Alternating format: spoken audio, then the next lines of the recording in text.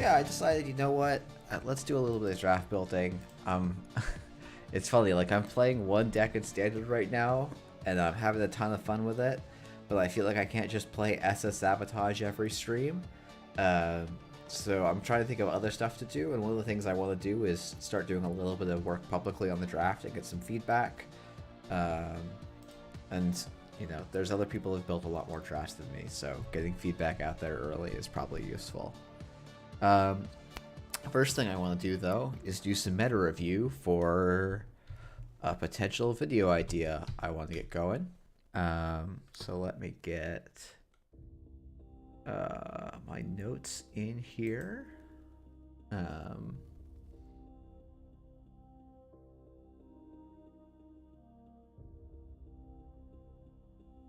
Oh wow, I don't have it. Oh no, there it is. Okay, great. So, we're gonna put down corp.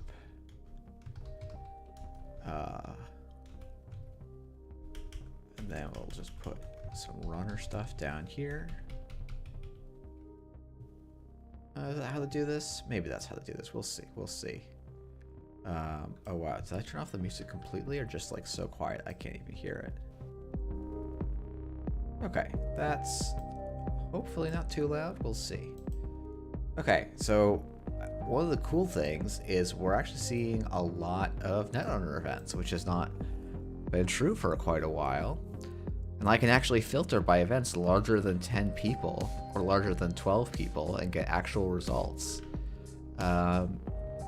So let's see. We want standard. Wow, okay. So we got the reading circuit opener, the Rain City circuit opener, the accelerated meta tests, which we should definitely take a look at. How back are we going, Aksu? I don't want to go back any further than the last ban list because the meta is just so different, right?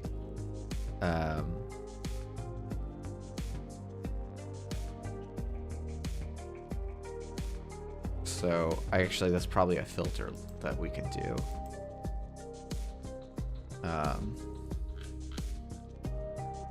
Yeah, 21 events in a month, in 2 months. That's not bad.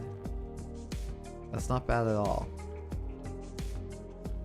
So like the 2 accelerated meta tests. Oh, did I not get the last one?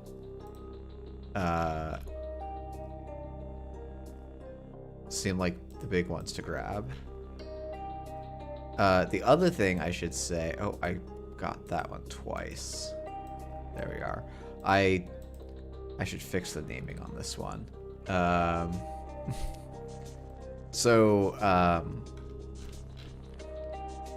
should say upcoming for those of you in the Northeast. I need to update, but finally was able to get a hold of someone at the GameStop or at the game store, and the Pandemonium circuit opener will be happening. It will be at this address. It will start at these times. I need to just fill out the rest of the details up here and make a nice little poster for it. But yeah, this will be happening. People should come by if they can make it. I'd love to see more faces. And if you are coming, please let me know here so that I can give the store a reasonable count of people. But anyway, so corp IDs, people are bringing, like, what's popular is the first step. And like, this is nothing to be groundbreaking here, right? It's going to be 419 Zaya, which is new, and I want to see how much. Actually, you know what? Let's do this kind of retrospectively. So this is the first AMT. We've got Hoshiko equals Zaya equal 419 winner Adam. I did not remember that. Hoshiko Saya 419. We can say top 4. And corpse side, we've got PE equals outfit equals op, slightly greater than aginf equals sports, which is quite low to me. And then corp top is aginf. Let's see, PE outfit aginf. So Aginfusion really outperformed in the first one. By the second one, a month later. Actually, we're not going to organize this by. Let's just put these together. Is it Sauce? I haven't seen anyone else playing it, so I'm like a little skeptical, but I could totally be wrong.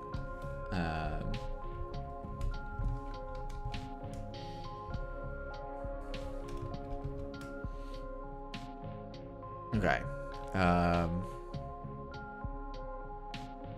All right, so we have Hoshi. Let's see, corpse side, outfit much more popular than sports equals ag infusion. I'm just gonna say equals. This is probably a difference of like one player. Equals PE equals Asmari. And like this is almost greater. And then placing, we've got top 4, we've got PE, PD, sports, and outfit. So people like outfit, but it's, you know, it's doing all right, but it's I mean, this is interesting. I mean, like the first conclusion, Jinteki OP, it seems. And Hoshiko super popular at the second AMT and also kind of swept the field, right? So we've got Hoshiko, greater, Essa equals Sable equals Freedom. And then top 4 is Hoshiko, Essa, Hoshiko.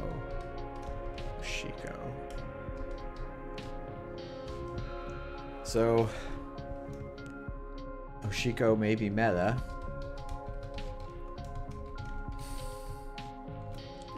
Okay.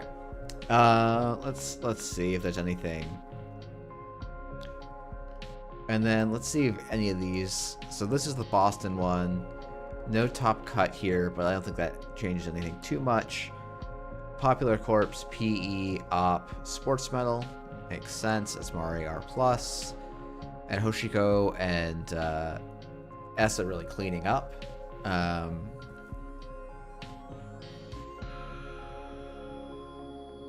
Then we go to the reading in the UK. Lots of Op, lots of outfit.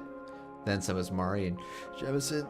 Equal amounts, Hoshiko and Essa. And Essa actually outperforms Hoshiko in the cut ever so slightly. Actually, the Hoshikos mostly didn't do particularly well.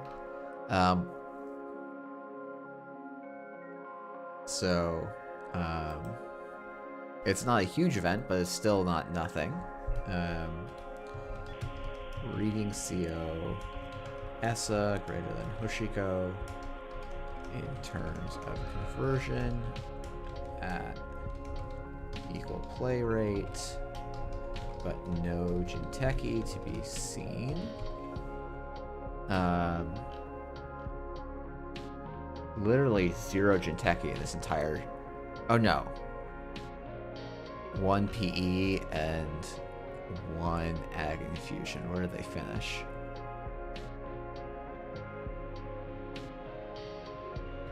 Yeah, Aksu. So this is like one of the things I want to try and figure out, because like I'm loving Essa right now, but it's worth thinking a little bit about why people have moved over to ESSA so much. Hey, Ginevra.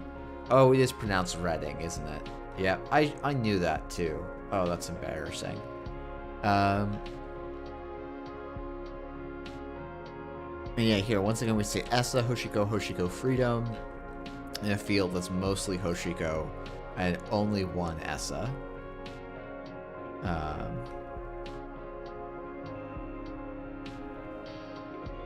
And Thule from below.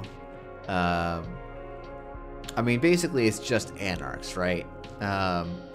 So the meta read is. So meta seems to be Anarch has the best cards. ESSA versus Hoshiko, less clear. And I expect there's also a couple types of Hoshiko. And Corp side, like, Jinteki is clearly good. Outfit does fine, but doesn't seem to be cleaning up or anything. Like, Outfit actually places pretty poorly. Op's not doing anything consistent. Yeah. So, I don't know. It's tricky. Yeah, so I think there's a couple reasons why ESSA's become pretty solid. And we'll definitely talk about those. I want to see how many of these Hoshikos are cleared. Let's quickly talk about this Atom list because it's probably worth mentioning. This 3x Bankar Atom. This is one of those ones where I'm like, I'm confused. Like, this list is solid, but it's a little bit it's a little bit dubious to me. Because I guess with 3 emergence, maybe it's okay, but it's still a little dicey to me. Like, so the idea of this list, I think, is like, oh, we get to draw a card for free a turn, and this makes our early accesses good, right? And I think that's a really actually good foundation to do something like Bankar. Like, that's a nice set of realizations. My concern is I feel like you get locked out still pretty quickly by like a 2-ice server, and you don't actually have that many things to find it. But that's also because I play like solely combo op lists that I feel like are quite good into that style. We actually, interestingly, like Tag Me Zaya has mostly not got there.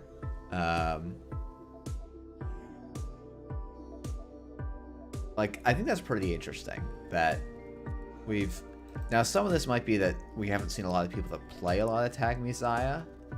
Like 4 and 5 both playing it. 3rd, 5th, and 11th at AMT. And at this AMT, I don't even know that anyone ran it, right? We actually see no Zaya at all in the 2nd AMT, which is pretty interesting. So maybe, like, right now what we're actually seeing is that people are really heavy on pet decks.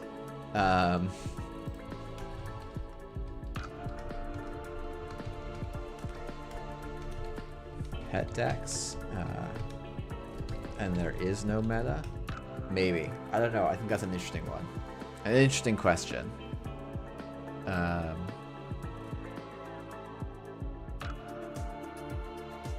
Is this just Ghost Tongue with or Grey Tongue? Okay.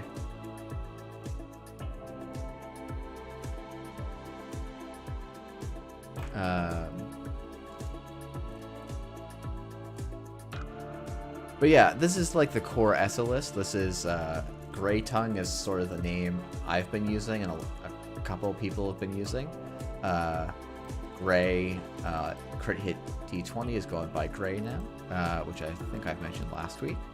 And this list is just really solid. I think one of the neat things about this list is like it's got some weird card counts that you just kind of end up feeling like are pretty good. And I've been playing this list, I think, card for like, oh, this is on the 3rd botch list. Okay, that's I think slightly better than mine.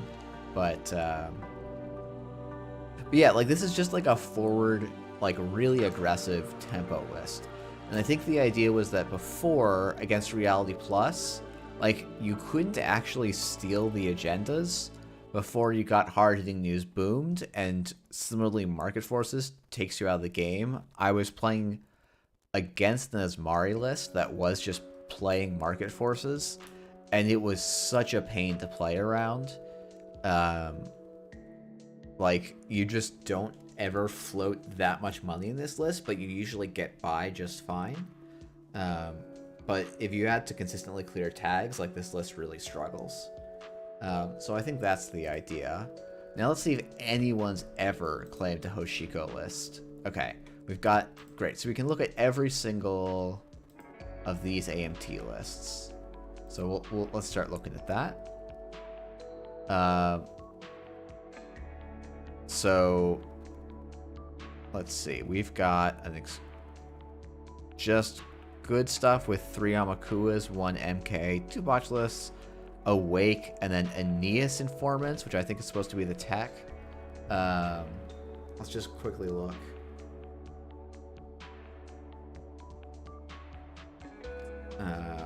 Let's see. Looking at some Maw.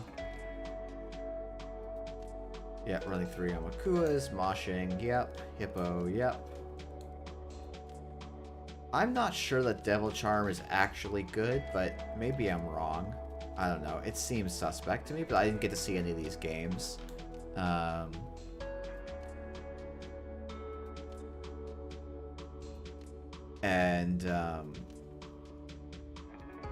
mean, this deck to me feels very much like a self-counter. Jinsei likes to run million card remotes, and yeah, this is going to look pretty good into that list. I don't know.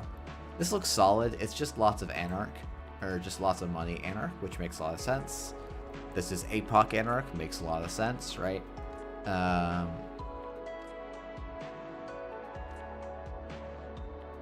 Change range scope stone for the 3rd daily cast, makes sense. And then, what's this one? And this is like the other one. This is like K2CP Turbine, which I think is kind of what Deer has. So for Anarch, we've got, or we have Hoshiko flavors. Yeah, sauce. Sorry, I'm like not checking super closely. So yeah, like heavily teched against asset PE, which is maybe good, but then we're seeing maybe people aren't on asset PE. I really don't know. So Hoshiko flavors, we've got Ma plus supporting Econ. We've got Turbine Hoshiko, and we've got APOC Hoshiko. These seem like our flavors of Hoshiko. My guess is that like these two are what we'll see the most, and what we'll probably see is a Ma Turbine at some point, because there's no reason that these have to be separate decks. And I suspect Gachapons are fine. And yeah, like we're not seeing a lot of Crim. I suspect that 419 is exactly as it's always been. Let's see if we can find a 419 claim at this event. Reg Sable. This is actually the deck I was thinking about just trying to build and run today. Like, yeah, a single deep dive, some draw, and a paperclip seems really good. I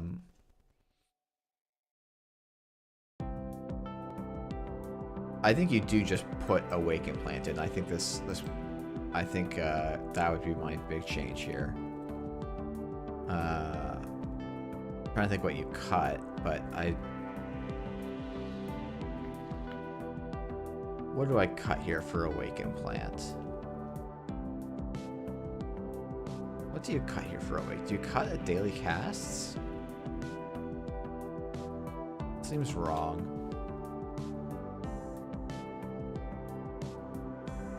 Yeah, you know what? Let's I said I was gonna play HB, but let's give this a shot. Let's give this a quick little spin.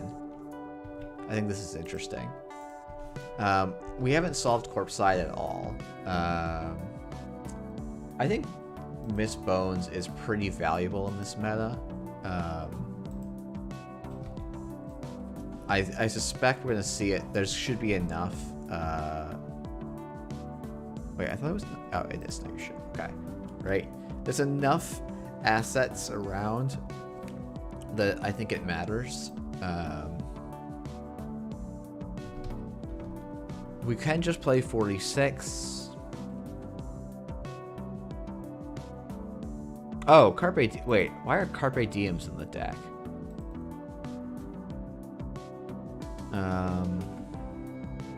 Okay, so we got ourselves 2 slots back.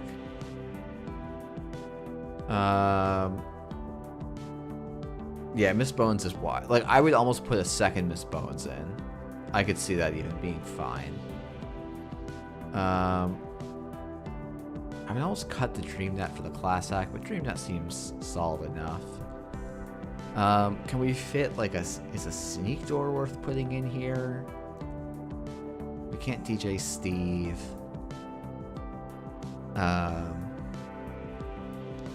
OIC? I'm not sure what you mean by OIC. What am I thinking? Auto, Laundry. 2 Mutual seems high. We could do a second Pinhole and like a No Free Lunch. I think a second Pinhole is fine. Do an Inside Job. We think there's a lot of rush around. We can try a one of. I don't know. We could also go to the third Penny Shaver, which I don't think I hate.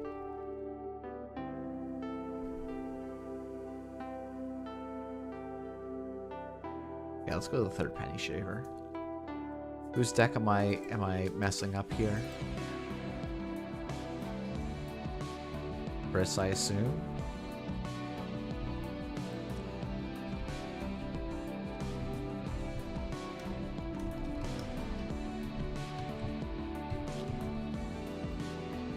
Forged, yeah. Forge is an option that we could play. That's certainly the case. Let me turn on some lights.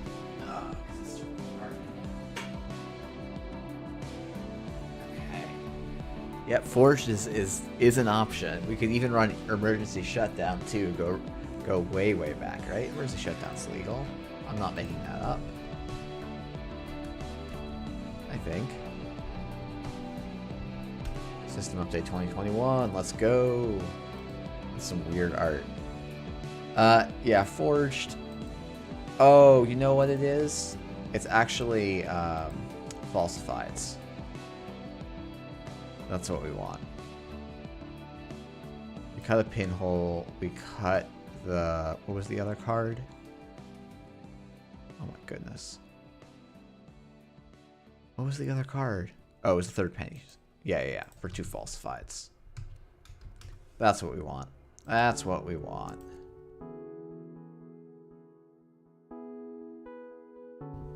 JNet, Hive 9, emergency shutdown, Forge activation order, Steve. Yeah.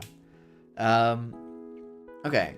I guess while we're waiting, we can think about Corpse. So, in the sheet I pulled up, like, I think Ag Infusion probably to me looks like maybe the best deck against, like, it's really good, I think, against Essa.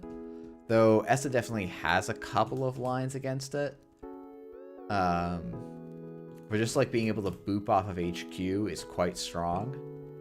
I think Outfit's like kind of trash. No offense. Like, it's not actually bad. It's a really solid list. I just don't know that I've lost to it in quite a while. Oh, okay. Time to get beat up by a mystery person. I mean, this is not a bad hand, though.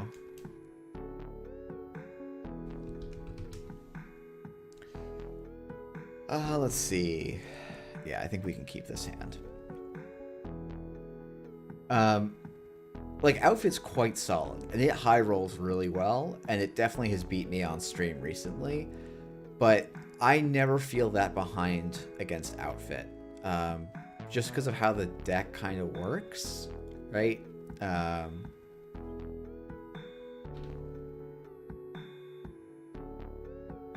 Let's see where we roll. R&D, beautiful. Oh, we're gonna undo that. Click real quick and not be a dummy. Okay, so this is... Now we can do this. Expose an ice. That's a fun house. Breach the server. Dream net trigger. We see a Hydra. Let's gain 3. Then we're gonna run server 1. Funhouse does have to get res here if it's protecting anything real. And we end the run. Probably Rashida. I think that's the play the line that makes this play make sense. It's not a Rashida. Hey, parallel. Oh, it's a daily. Ooh. Oh, that's actually pretty nice for me. So we're gonna run HQ first here. DreamNet, send a message. Don't mind if I do. Oof, this is brutal for our opponent. So I think what I do is I run server 1. We'll take a tag. We'll let Unbroken Subroutines fire. Take a tag. Reach the server. We'll trash the daily quest. Then we're going to draw 2 cards. Remove a tag. Remove a tag. Click for a credit. Man, this start is so rude. And we're even in the R&D run here. Jeez. I mean, this feels good for sure. Draw. Draw. Draw. Okay, okay. So we're going to mutual favor for a paperclip. We're not going to install the paperclip, and then we're going to discard it.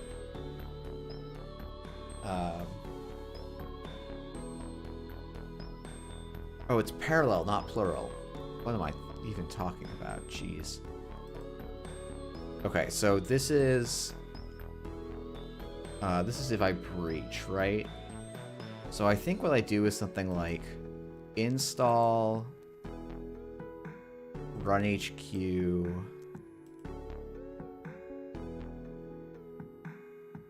This is actually free. Do I just steal this? That's wild. I mean, I guess I do, right? Then I laundry archives.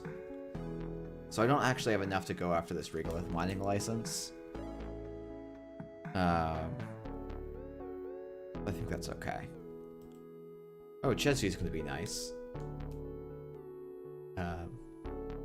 Yeah, so Parallel spotted some nice little bugs that were on Aesop's tables. So that could be the Hydra. I don't care about any of the cards in my hand particularly, so I don't mind doing this. Yep.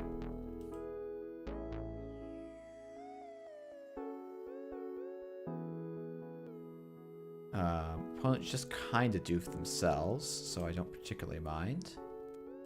And we'll just diesel back up.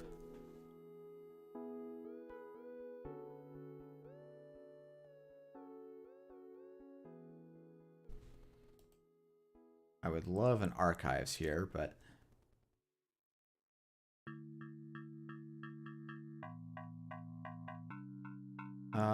we'll draw and then we'll install the Tapworm. Well, it probably has to take the turn off to purge here.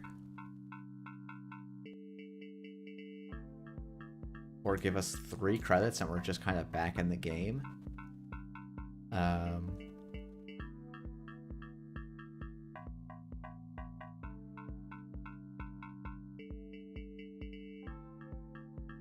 Interesting. Well, that's my bad then. Except I'm gonna get 4.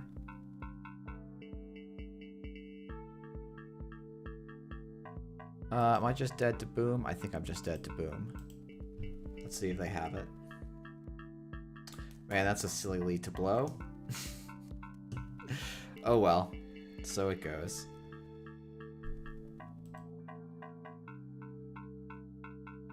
Okay, so it's click, remove tag, click for a credit. I mean, we're up 6-0. I guess there's no reason for me to run right now. Like, if my opponent gets roughly 1 trillion credits, that's okay. We've got all of our breakers, technically.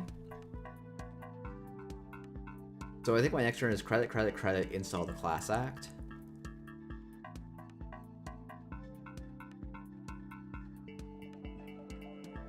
And then there's going to be, at some point, mutual favor for Begalter.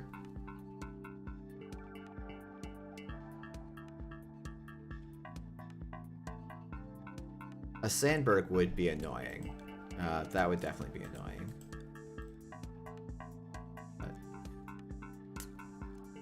So the diversion can go on the bottom for a bit.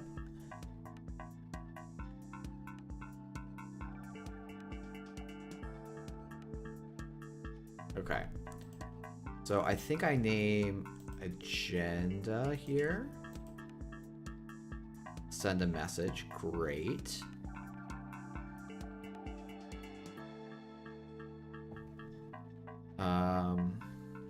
Let's see. Let's expose this ice. Thoth. Okay.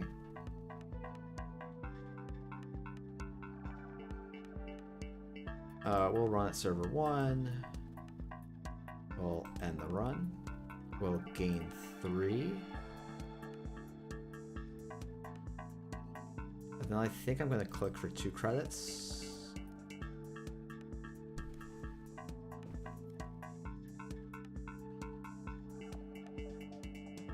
Yep, makes some sense. Still rolling HQ, so we're going to draw. Boomerang, actually, I don't mind. Though it doesn't actually help me on HQ. So we're going to just have to go and get the Begalter. Install it. And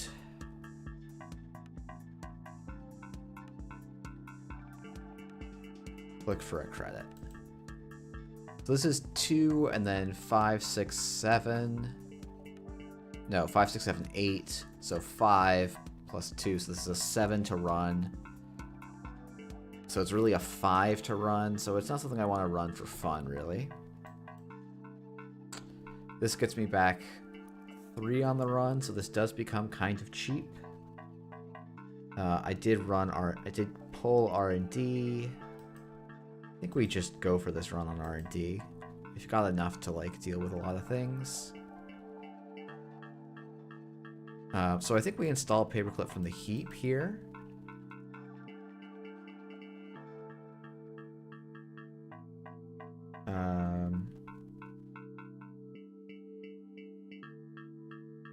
We'll take a tag and let unbroken subroutines fire.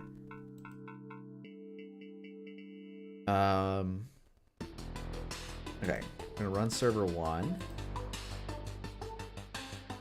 Take another tag. Match and fully break Funhouse. We can put the Amakua on the bottom. Trash the daily quest. Move 2 tags. Alright, so this is Keeling. Certainly a choice. We're just gonna boomerang the Thoth. Probably after running archives. This is like sufficiently annoying.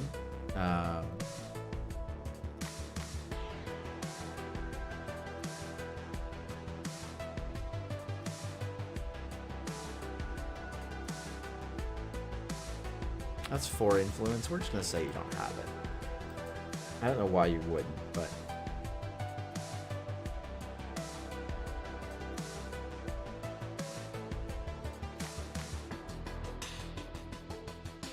this is... Oh 1 credit run that makes me 2 credits, draws a card. So I think what I actually might do is install the class act, because that buys me a turn.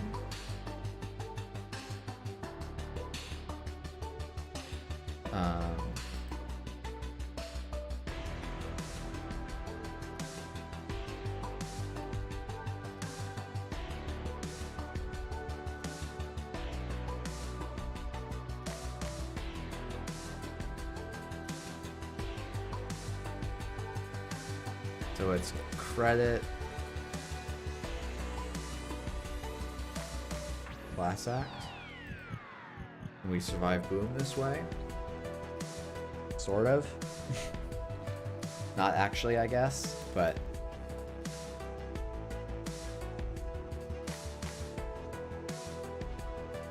Okay, market forces makes me wonder if there's actually a boom at all.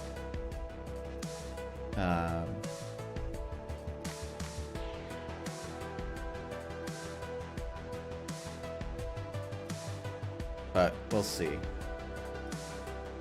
Yeah, HHN is like actually a little uncommon and quite annoying for sure.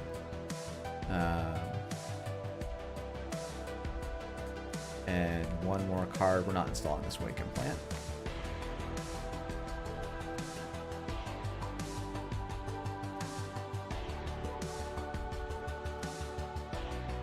Our second Boomerang would be very nice.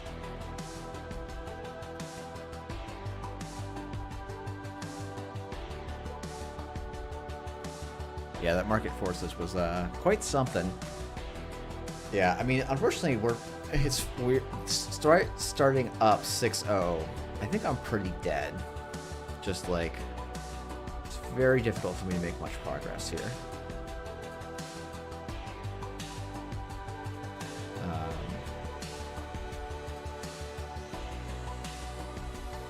That definitely helps, though.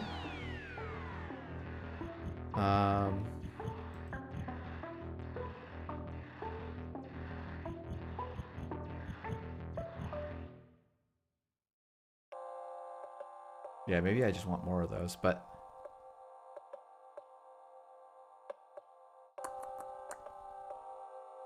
Yeah, I mean, hey, Shutdown would be pretty good this game. Shutdown would be pretty good. I think it's not good in general because it's pretty blank against Sports NP. Actually, reselling an Anansi seems maybe important for that matchup.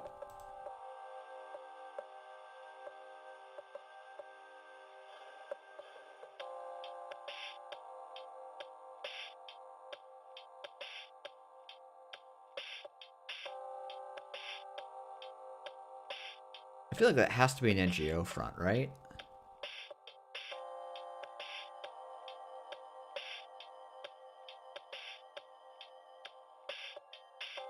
Because anything else I can get. So... Now the question is, does this count as breaching? No, this is instead of breaching. So I would not get my info bounty. I would break the IP block for 1, so that would be enough.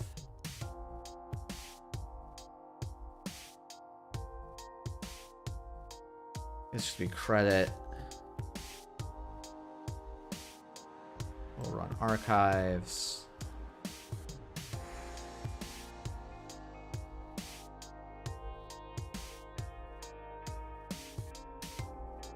Did we lose the bones? Yeah, we did. That's unfortunate.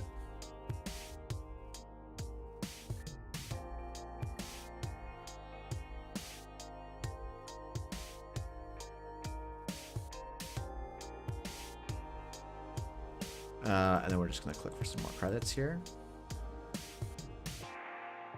If that's a Bologna, that's a really heads up play.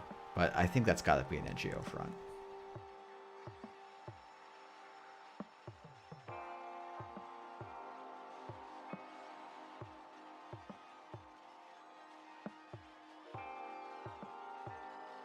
Like, is there a way I can deep dive? But, like, these 2 cards mean I can't deep dive.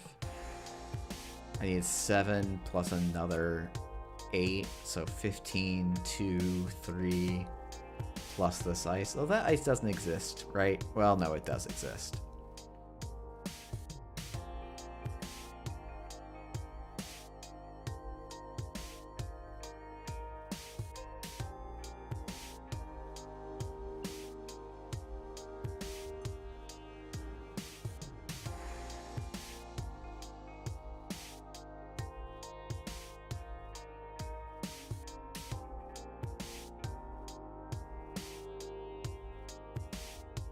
Okay, that's another Keeling. So I think I'm okay to do something like this. We're just gonna float tags here because it's just not worth clearing them at this point.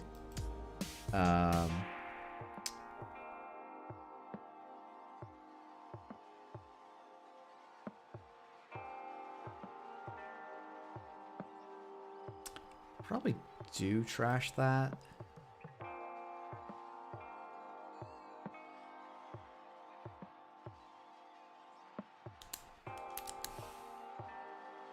Yeah, I mean, this is okay. This is kind of what I anticipated happening.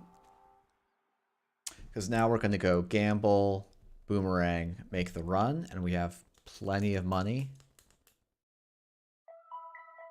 I was hoping that was a spin doctor that I was getting out, so I almost wonder if I should run after the spin doctor first. But HQ has got to be flooded.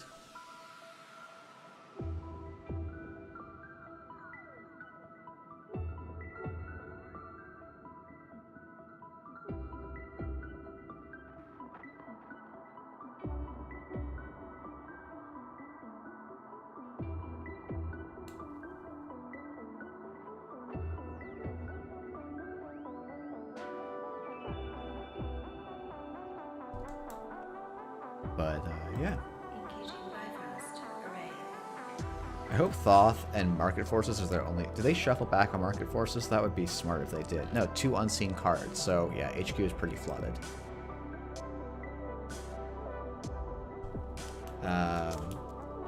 Cool. Well, we're trying to wind our way through. Okay, there it is. GG. Yeah, HHN, I honestly was not expecting it out of Acme for some reason, so I got pretty good there.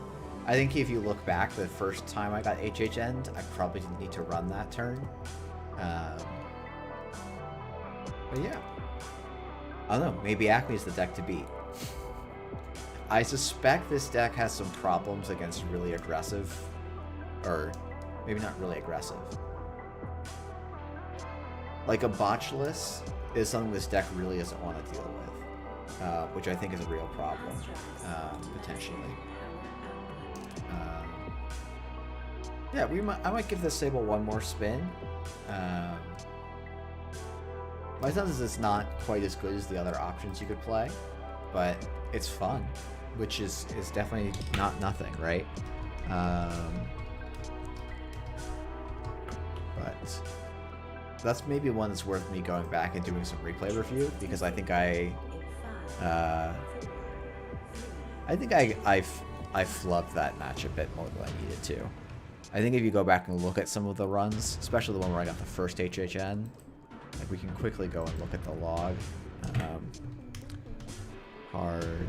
Is it hard hitting? Okay.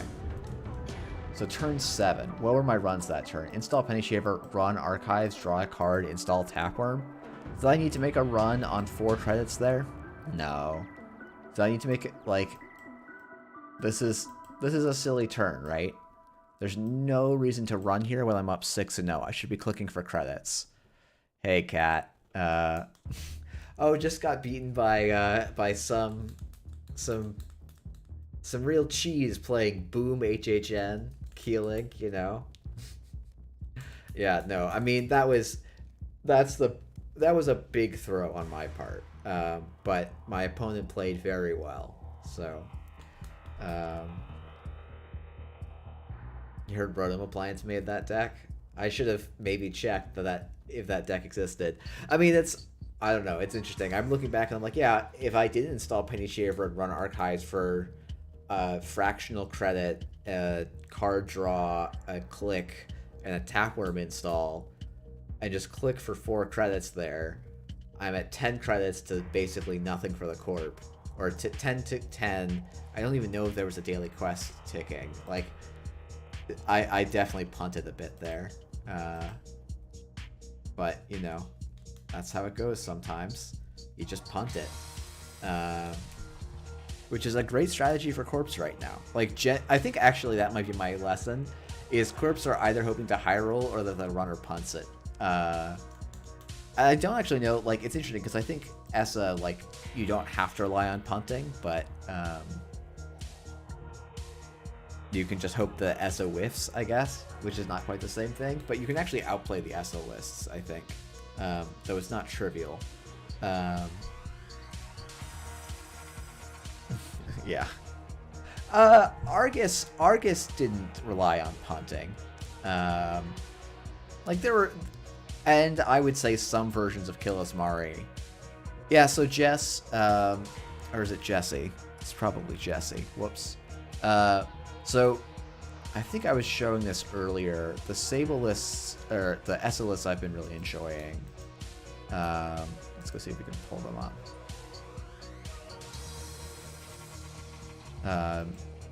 Is basically exactly dun. Where is it? Okay. Yeah, I've been playing this list. I played this list exactly at Mansion Runner, and then I played this list again this week at the casual meetup, and I think it's just straight fire. Like, every card feels good to play. You're just full of momentum. I think the difference is I've been on 1 fewer botulus and 1 more moshing, and this swap is completely correct.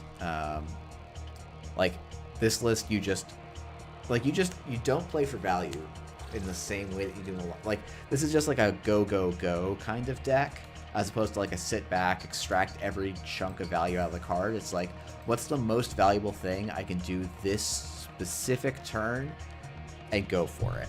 And it's pretty solid. I like it quite a lot.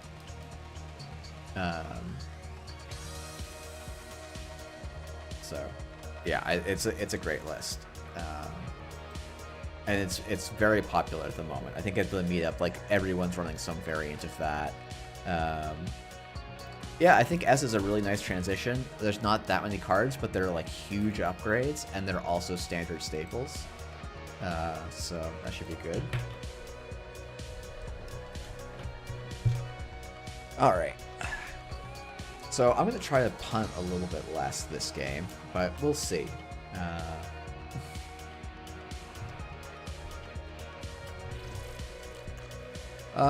We can probably keep this. It's got 4 econ cards. How bad could it be?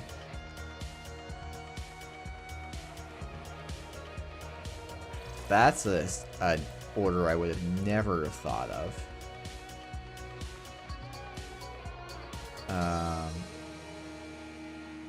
Let's expose an ice. Ivik. Oh. Cool, so we can run HQ here. Let's run R&D. And we're going to gain 3. I really want to info bounty Dirty Laundry. I think we just Dirty Laundry, though, so we don't die to Snare.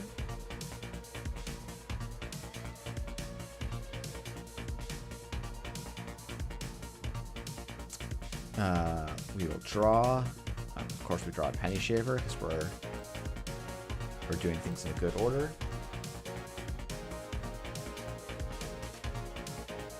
All right, so this is some cheesy. Cheesy is maybe not the right word, but negative agenda points. Ugh. Okay. Well, we've got some tools for this.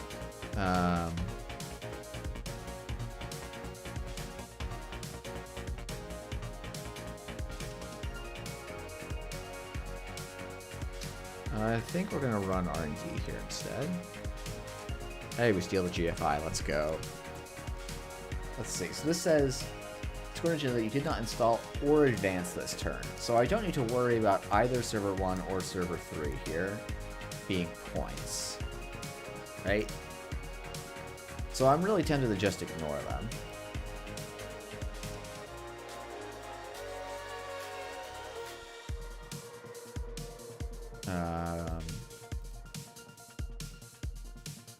This deck is confusing me, I'm going to be honest.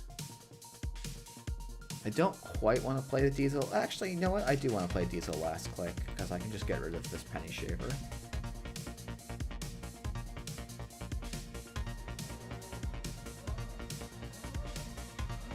Probably do go and trash that, though.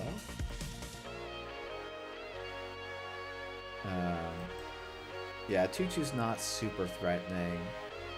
1 core damage also isn't super threatening here. Okay, it's an Urtica Cypher, sure. And we just draw, and we draw.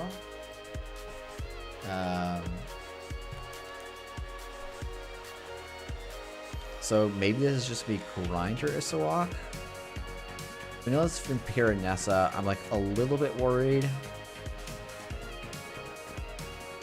about Anansi, but if I was, I should have just gone and grabbed the Galter.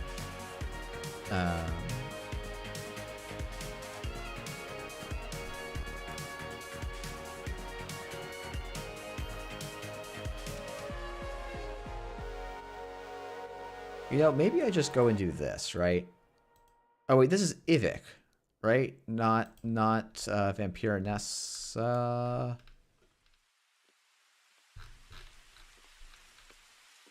Oh yeah, this is Ivik, so I can just do this.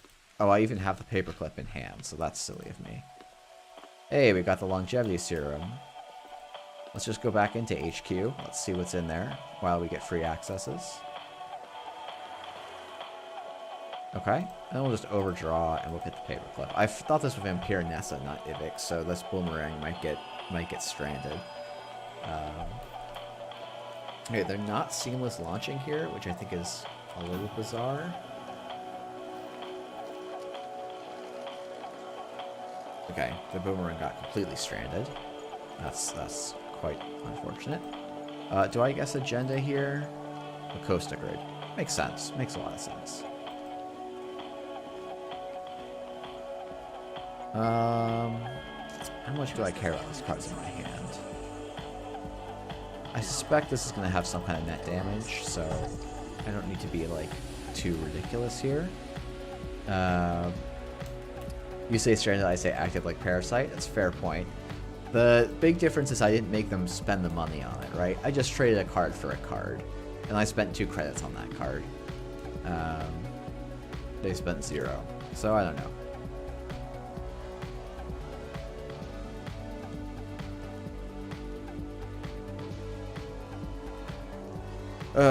I guess I need to use this Deuces for its exposed mode at some point.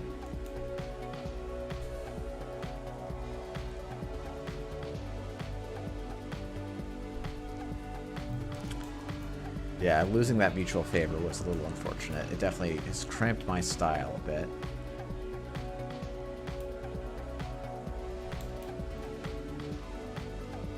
Let's draw 2 cards.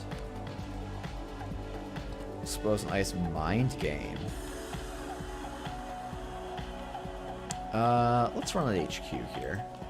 I don't feel like trying to play a side game on a 0-cost ice. I want to try and get real ice rezzed.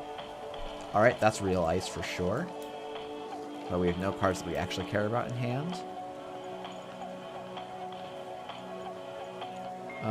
And we even kept the cards we do care about. That's not bad. Draw.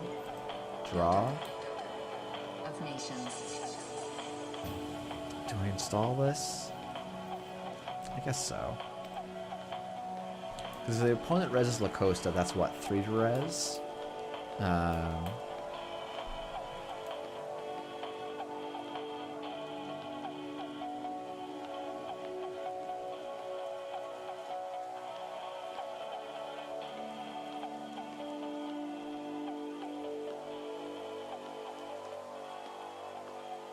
Hey, it's Begalter.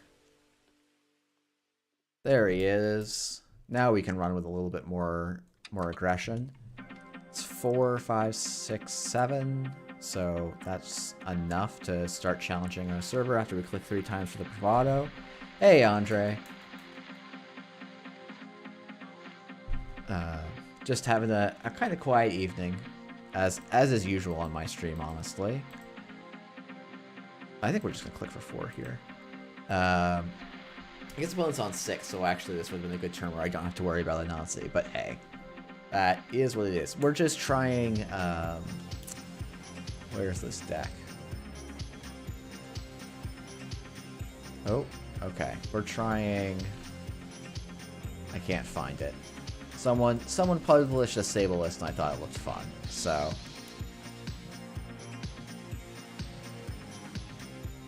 Yeah, core game plan started with asset spam and is now like we're gonna glacier up.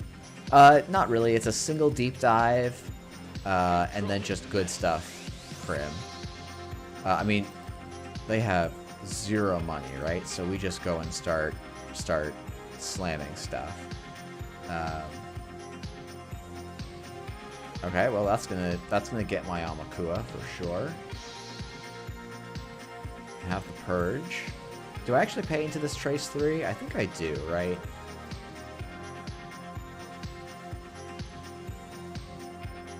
And then... oh yeah, we have a tap one down. Yeah, I mean, this is just kind of meant to be a... sit back and passive Sable. I mean, it's meant to just be the Crim game plan, right? But you've got more stuff. Yeah, we've got Amina. So that's our plan for dealing with this. View the owners with a different number of credits. So let's draw 2 cards here. Oh my god, we lost the Amina. Okay, we no longer have a way to deal with Macrophage. That's hilarious. That's so funny. Isn't Amina like 8 to break? Oh yeah, I guess it is. That too.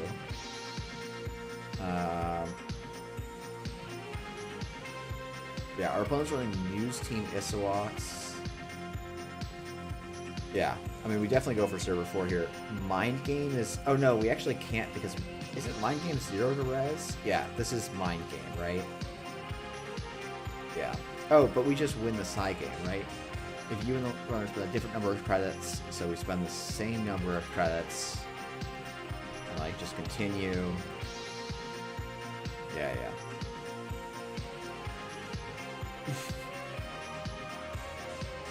Okay. This is the danger of going to 0 credits, right? What are we doing on 0 credits here that stops me? We'll trash a moon pool. Where's my Miss Bones, though? Void. La Costa. We'll run server 7.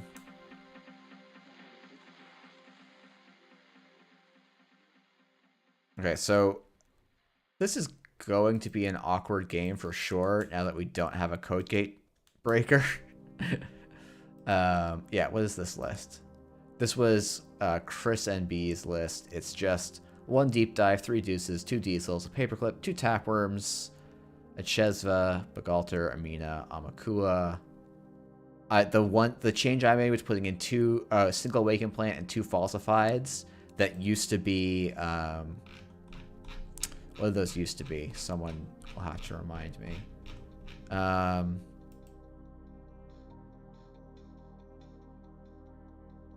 are you finding Wake? I'm enjoying Docklands way more. I suspect that Docklands is like to me that's a weird comparison because they do opposite things. I guess they're both kind of putting pressure on HQ. The game menu goes to run mark you want events. Yeah, I think I'd rather. So that's the card I cut. What was that? What is that called? I think I know its playtest name, but I can't for the life of me remember its actual name.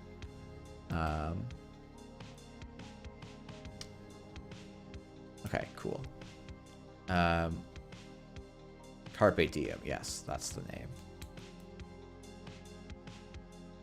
This is probably a decent pinhole threading target. I really want to get 2 runs in, though. Oh, now we can run Archives for 1, so let's just do that instead. So we're going to go Archives, fully break Mathon. Oh, we actually should have done this on server 4, but whatever. I guess now we can, right? Or are we pinhole threading archives?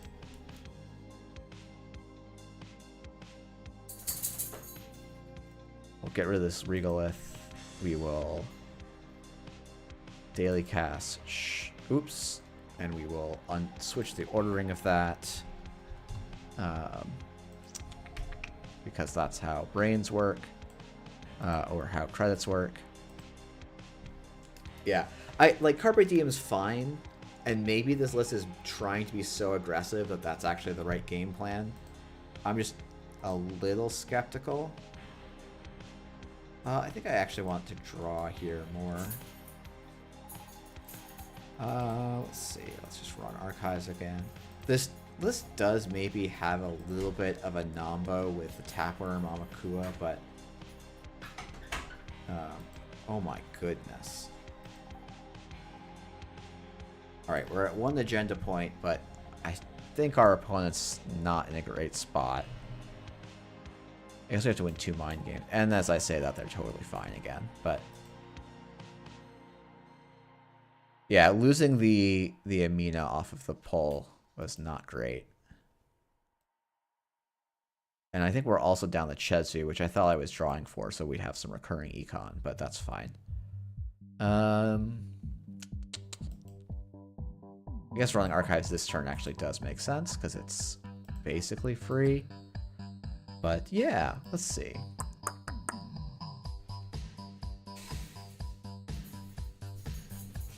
Credit, I think, is okay here. Oh, I should have definitely clicked the penny shaver. Can you vamp them with mind games? No, because they can bounce me into the macrophage, which is my big way of actually getting back into the game, I think. And then yeah.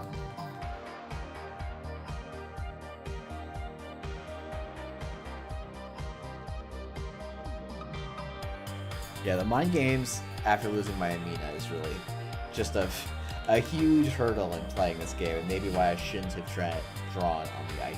But I mean, there's definitely agendas in HQ, and so it's just a matter of like, how do I get in? I guess, you know what? The way I get in is a boomerang, right?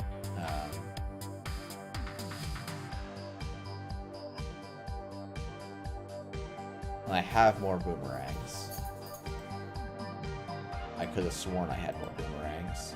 Do I not have more boomerangs? I fucking don't have more boomerangs. I literally have all of my breakers gone.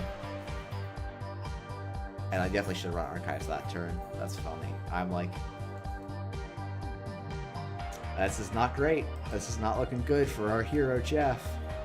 We are just rolling archives over and over and over again, which is funny. But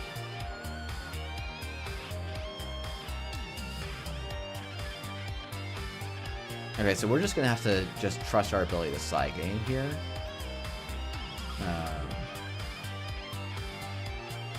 That's gonna be how we win this game.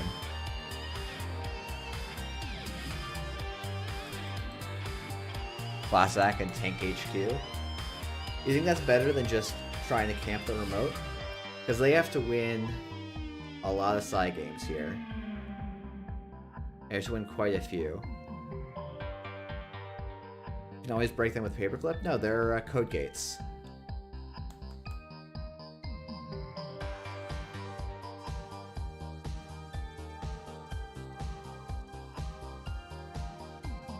I guess I could just start running through here now with Abandon. And just, like, forget about my Amakua, right? But I think actually just camping the remote makes the most sense here.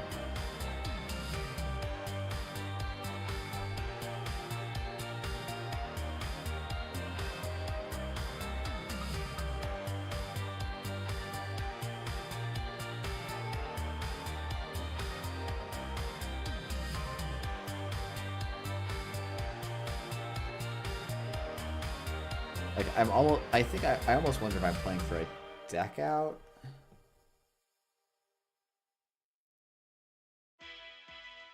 Obokata. Okay.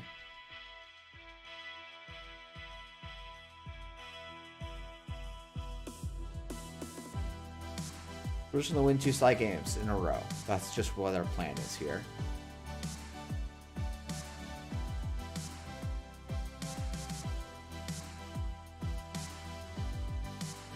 You can purge.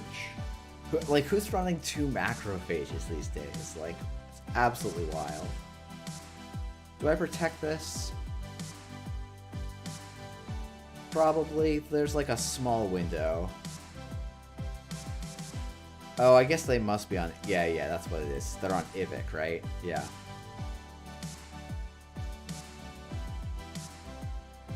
Alright, these are side games that I have no idea what the plan is here. We're just gonna roll and hope. Because we've lost every tool I could have to break here.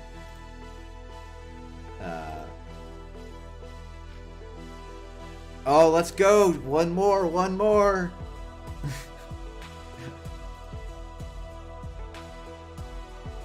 We can do this. Oh, we did it! Oh, let's go. Let's go. Thank you for volunteering your time to the Symbian Consumer Marketing Focus Group. Your opinions Let's are valuable go. to us, and Oops. we want to know what they are. Tell us everything. Better lucky than Everything. good. Everything. Tell us everything. Everything. Man, I would never have bid 2 there. Dice OP. I think I'm okay to maybe let that one go. Do I just tank the DNA tracker this turn? Oh, I like don't have enough card steal and oboe if I tank a DNA.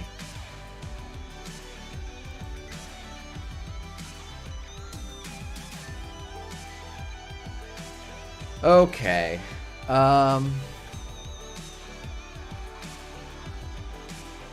1, 2, 3, 4, 5, 6. Yeah, I think it actually is just slam. It's like it's take 2 damage on the R&D run, so I only get 2 R&D runs. But that's better than 1 HQ run, I think.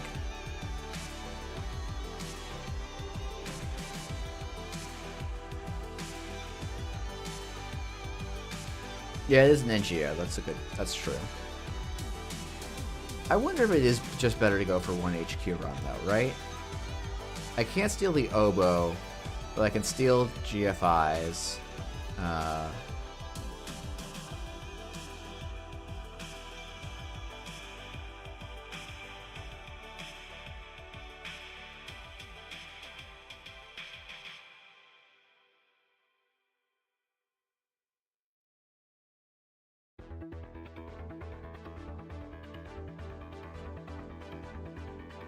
Ivic for 1. Not bad, not bad. Yeah, this is...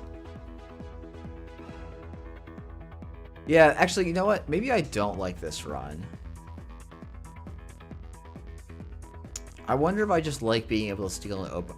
Stealing an oboe out of the remote's just better here. But,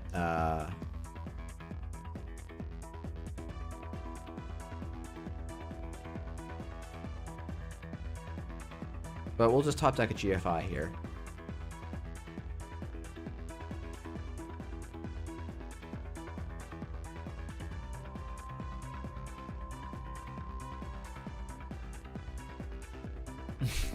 Yeah, I mean, this is just like this Ike winning the game is OP. Man, if I had 1 more card, I would just go for the tank on HQ here. But we just run R&D and see if we can make it.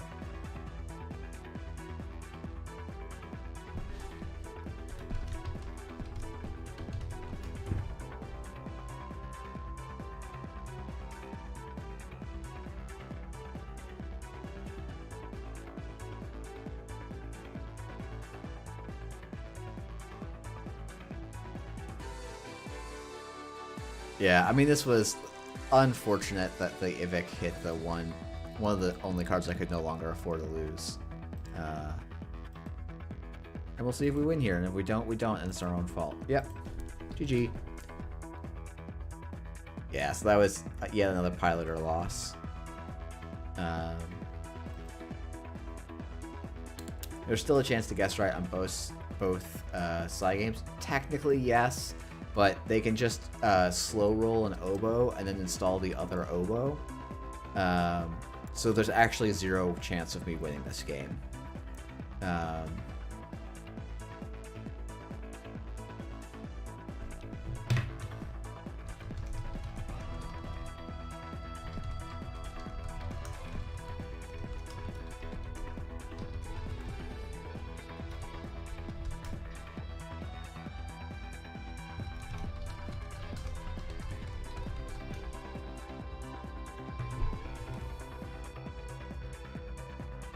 That was like turn 22.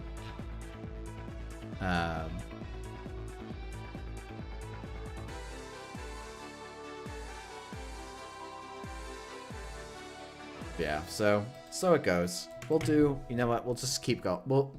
I'd like to get a win because that list seems reasonable enough, and it's more being let down by pilot error.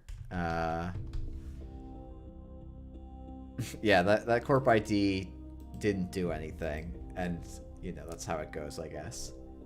All right, we got Mancini playing outfit, probably coming. Someone heard me shit talk on outfit earlier, and it's like, nah, we're gonna show you what's up.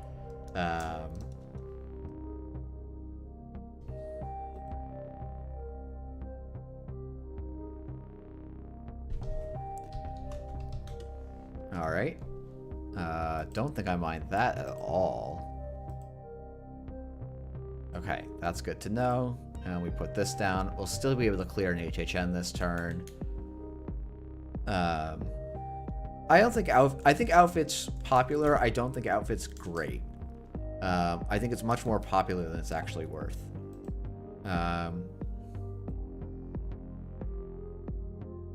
Playing. I think it does actually have some real problems. Like if I trade a trebuchet for... Okay, that's fine too. This is a snare I'm owned, but... Okay, great. So we know there's a trebuchet in HQ.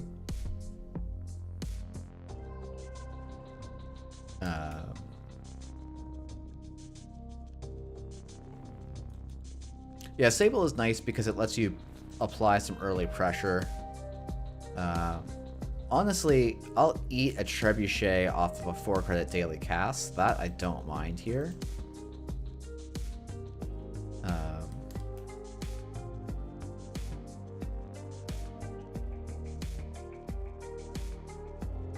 No, that can stay. We'll run archives for no reason, but it costs us nothing, right? We'll draw, and we'll install a Tapworm. Let's go Tapworm. And next turn, I think, is probably Amakua, or install Amakua, run archives twice, run HQ. So draw. Yeah, if this is an Atlas with 2 counters, that's unfortunate.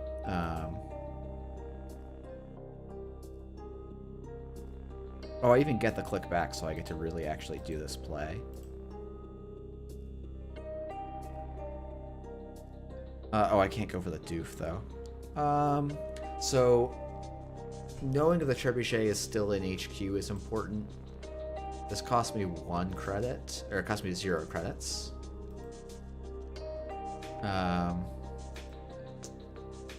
Hellion beta test. Okay.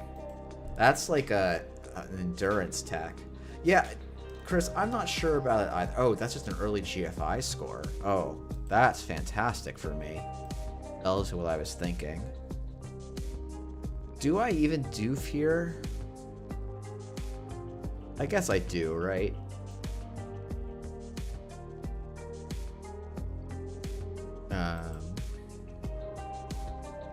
Oh, because this actually lets me get into HQ here. Or R&D, I should say.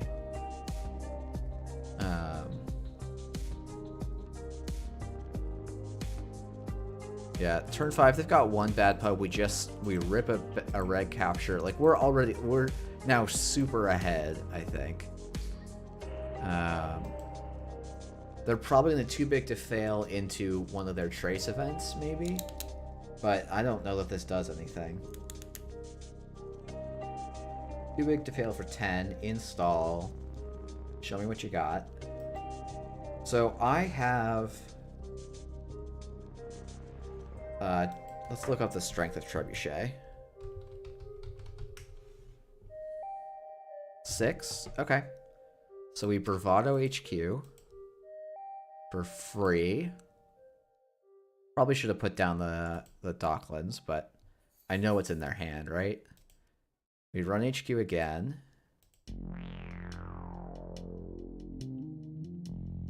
We run server 1. What's the other card I need to worry about?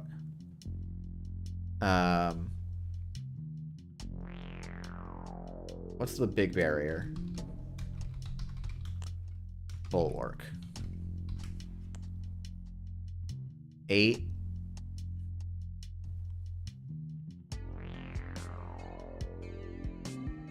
I mean, I can get to strength 8 and still run. If this is a border control, I'm a little bit sad.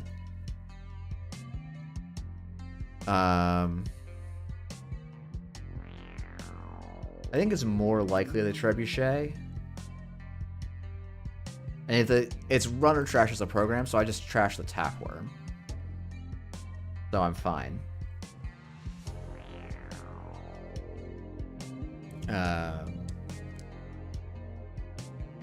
Yep. I mean, this is brutal for the Corp. I mean, they're gonna purge next turn, I think, but I'm not even sure that that Trebuchet res is right, but I don't know what exactly is in their hand.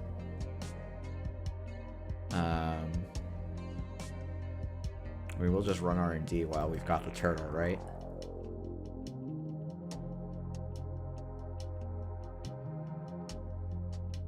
Yeah, I probably don't want them firing a Trebuchet at me. Probably not. Okay, so it's going to be Penny Shaver. We're going to expose an ice. I just want to know what that is. Archer. Okay. I kind of want to run R&D here, right? Because if they forfeit a GFI, I think the game's over. But there's not a strong incentive to do that relative to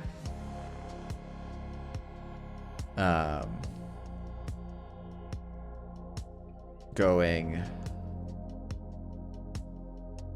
Docklands, run HQ, and like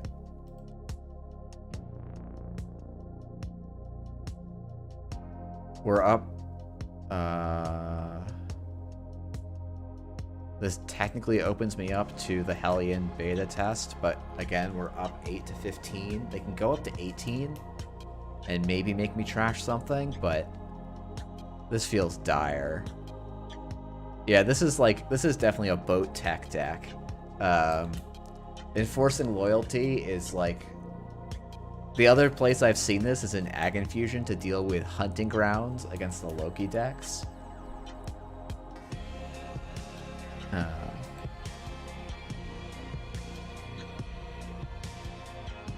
Border control, okay. We can make that run on HQ. Not that many.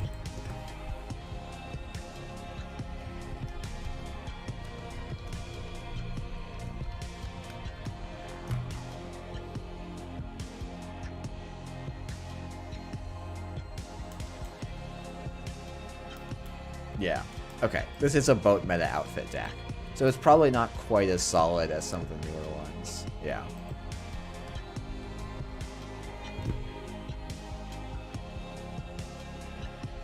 Which have gone more all in on like fast advanced stuff. But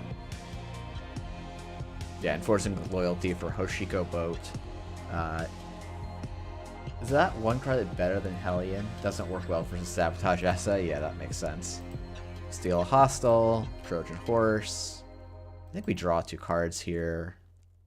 Nice, nice, nice. Oh,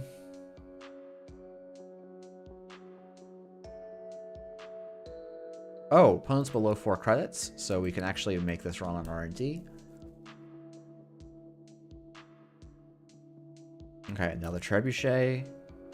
We're going to draw again, and then we're just going to throw down a Class Act.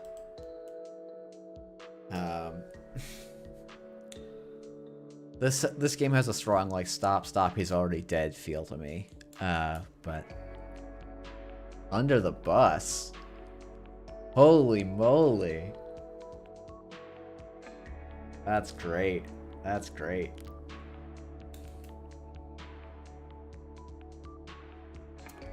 Let's see.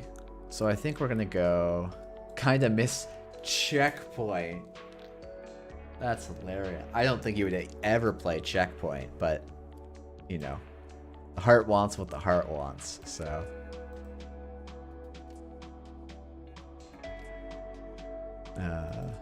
yeah, Grim. I miss Grim being meta relevant. Grim was what a card that was. We'll get the Begalter out. And then we'll install daily casts, and we're gonna let go of a Penny Shaver. Was Grim actually good at this point? Yeah, Grim was like a staple card. So Grim was the only good sentry for a long time. Let's pull up Grim. Hold on, I gotta do my stupid thing that I forget to do before my stream every time. Videos, streaming, OBS, Conda, activate OBS, and then it's Python. I always forget what this is. Yeah, probably.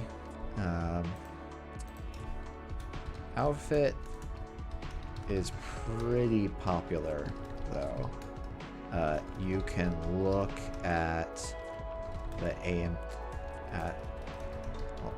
most recent events and find a top 4 outfit. It's Python image puller. Okay. Grim. Okay. Let's go find my... So Grim. 5 strength was a big deal.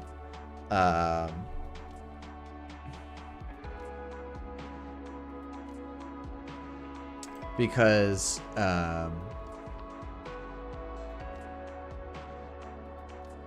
you had Ninja, which broke this for 1 trillion credits. You had Mimic, which couldn't break this without support.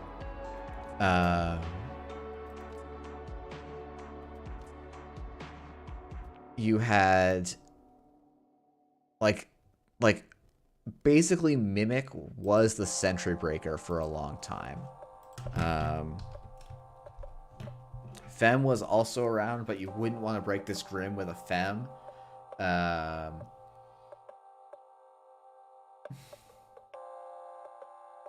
So, like, when you compare it to, like, so Grim comes out in Spin Cycle. We have Ninja, I think. Oh. We have Ninja, which breaks it for 4 credits after you install it for 4. Yeah, Mimic plus Data Sucker was an idea, but you could do stuff. David was a big deal. David definitely helped. But David also wasn't super popular when Grim first Oh no, it might have been. Because David comes out in Lunar. So that comes out actually a good bit later, though, than Grim, right? Fairy was an option. And by the time Mongoose comes out, like, Grim is long dead. I think Grim mostly actually does die to David. I think David ends up being the card that kind of seals Grim's deal. David was, like, a huge card, in particular for Shapers. So when you think back to the prepaid Kate lists, let's go and do a deck list search. So we go and look at Kate, prepaid,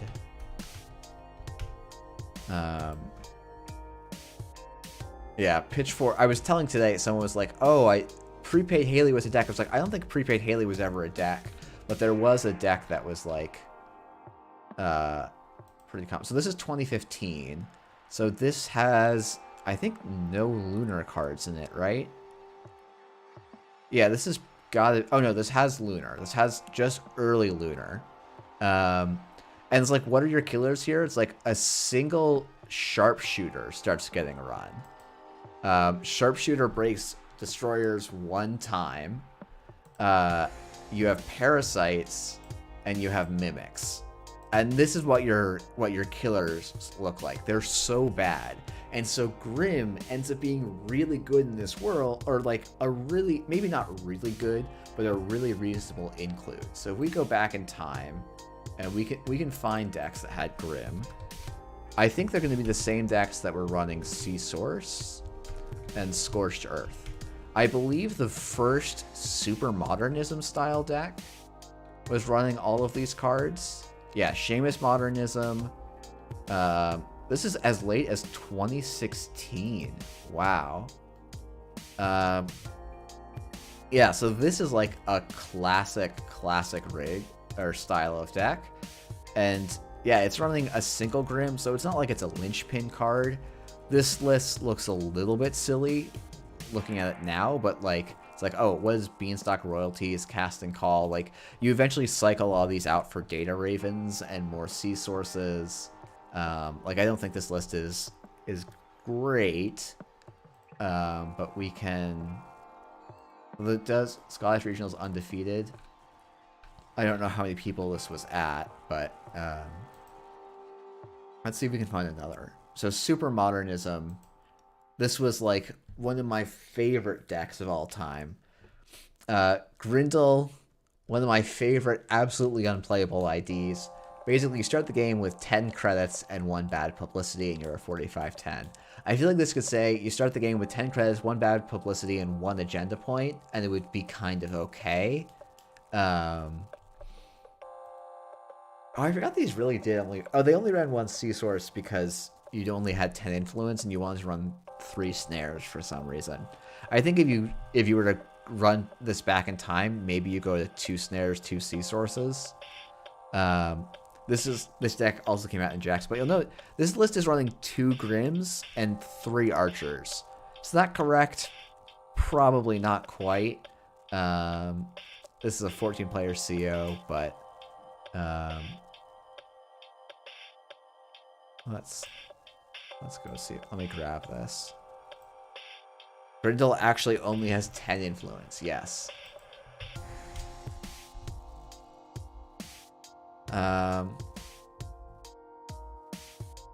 Basic idea is to get Surveillance Sweep and Broadcast Square.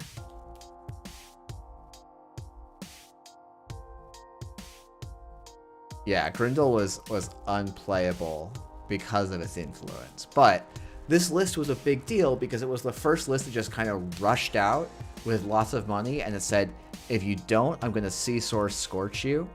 Not the first one, but like, yeah, this list was good because it can play a turn 1 Restructure, which is just a credit better than a hedge fund,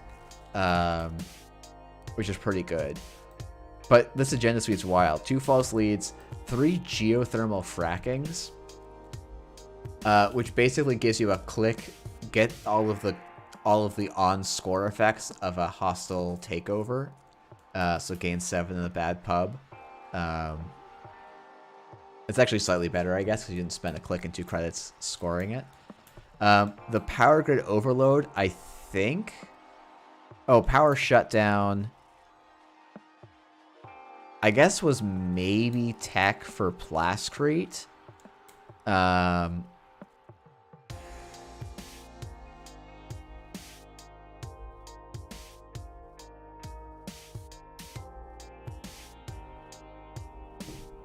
Yeah, this would be a lot of fun in Outfit. Probably not great, but it would be fun.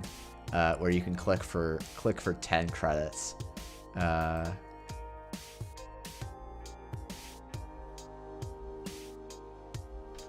But cool. Okay, so wanted to do some meta overview. Said I was gonna do some HP grinding. Maybe we'll play a quick game of HP. Let's take a look at my last ASO deck. See if we can find something. Or we could play Sports Metal, but Shutdown was also good. Oh yeah, I guess everyone was running really cheap breakers. And not like huge rigs.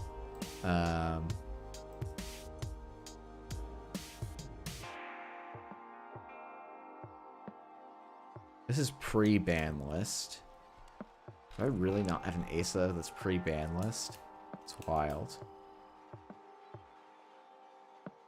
This list should probably cut the GFIs for... Or cut the Gaslights for 2 GFIs. Go up to a third seamless. Drop the Nexts completely, probably. And probably do Triests. Let's do that. Okay.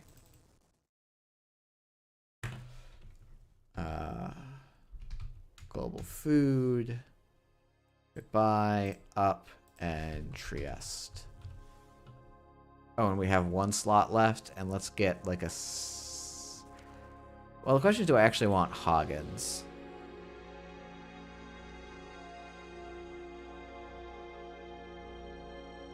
Or a second Ansel, maybe.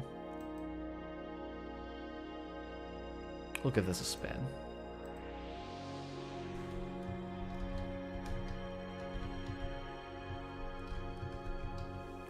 It does.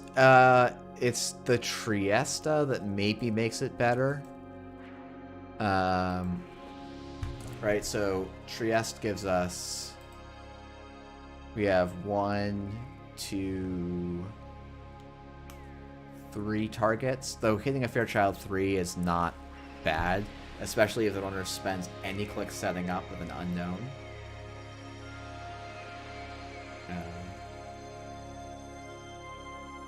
Yeah. After this game, maybe let's see if I can pull up my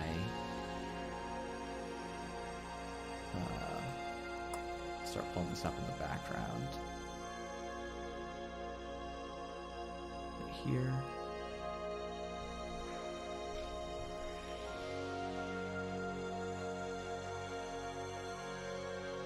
Yeah, I've done a bunch of cool stuff for this, so I might try and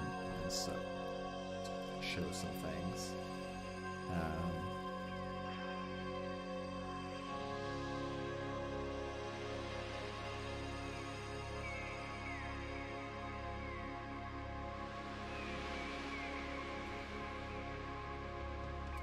Yeah, hope everyone's having good evenings. What decks have people been enjoying? / what do they expect to see that no one's bringing out to the meta yet? Oh, also, I should probably say there's going to be an announcement on Friday, I think, of the next accelerated meta test. It's going to be on the 20th. And it's going to be it's going to start at 000, like at 0 UTC. So it's like meant for 8 a.m. West Coast of Australia time, I think. So a little bit, it's like pretty late for East Coast people. It's reasonable for West Coast US people. Just undoable, I think, for Europeans. But we wanted to make sure that we were cycling stuff around. I'll be interested to see what attendance looks like. I hope it's good. But I do know the player base is a bit smaller out there. And then in June, we'll probably just cycle back to the US. But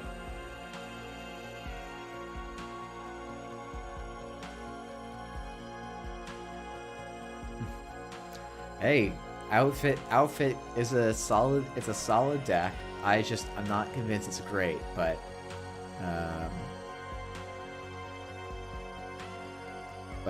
I don't know. I think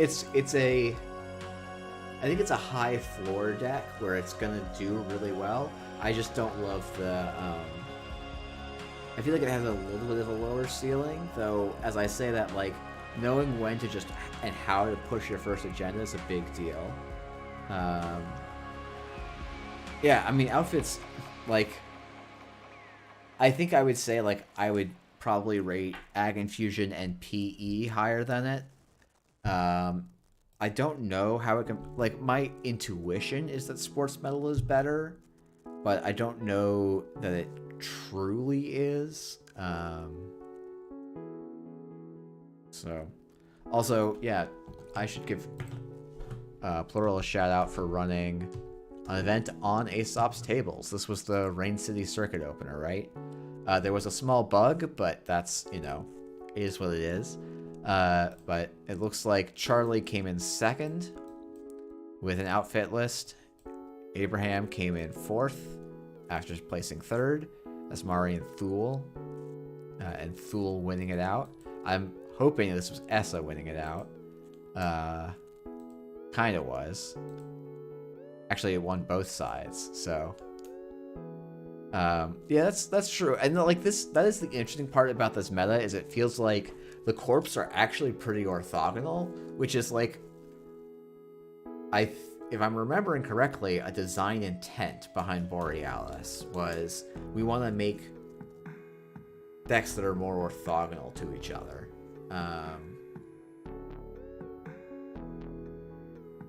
Outfit eats up the April AMT winner lists. Do I agree with that? What's the April AMT winner list?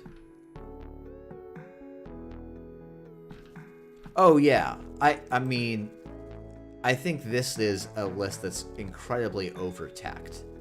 Jinsei is a very good player, so I think can compensate for that a lot. But also there was, I mean, actually no, there was a lot of outfit. So clearly Jinsei did decently against outfit. But I just wish this image was a little less annoying. Okay, so we got Amakua, MK, Plorch, just regular stuff, yeah. Yeah, I'd be surprised if that Hoshiko has a really good matchup into outfit. It's not unplayable, and that's sort of like, outfit is very draw order dependent, right? And you need to be able to force an early Atlas to make it not draw order dependent.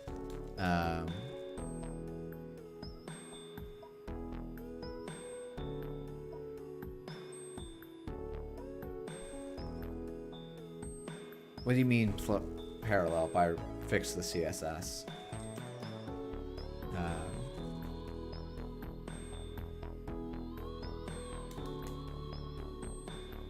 Like not have it take up weird amounts of the page. Yeah. Yeah, actually, that is interesting.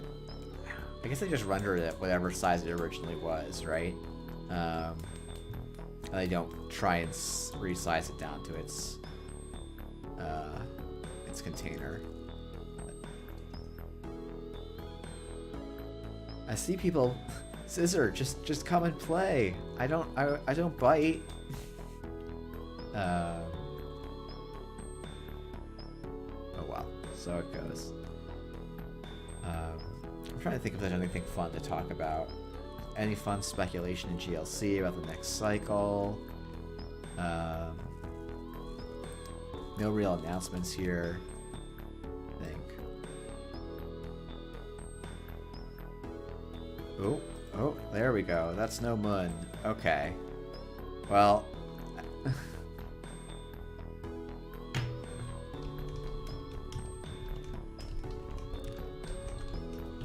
Probably not a good start, though, here.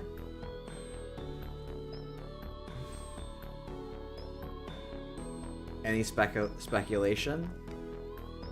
Yeah, I don't know. I kind of hope that they aggressively rotate FFG cards and we just lose everything all at once, but that's a big ask for a set. Alright, this is a start. I think next turn is probably just install all 3 campaigns. Oof. Yeah, we'll mill 2 from the top. It's not like we're gonna get more agendas or anything. Yeah. When we're playing a very card advantage based matchup, I wanna be milling off the top, I think.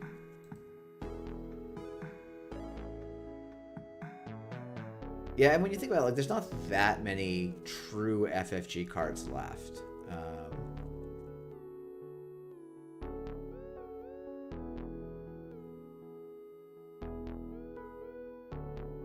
Though I guess this list has a lot, like Gatekeeper, Project. Well, I don't know if you should count the system updates or not, right?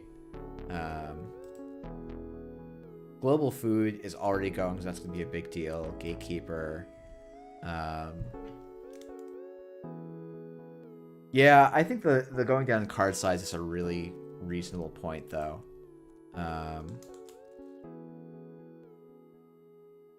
Like, that definitely feels bad.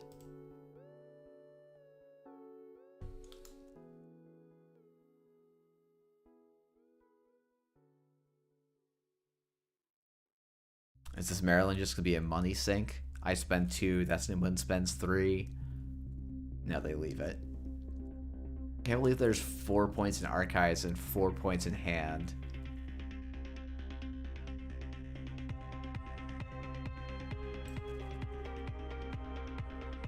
Draw. Draw. Oh my goodness. I mean, I actually have to just Ice HQ a second time here.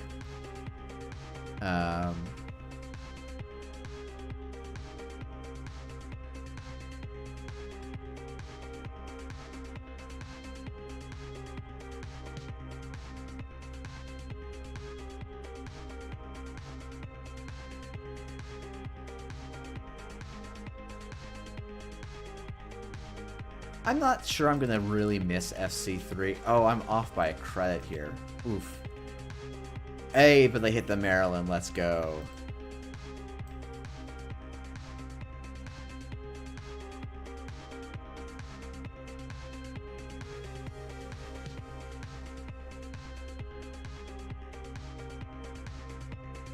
Okay, we've got 15 ice in the deck.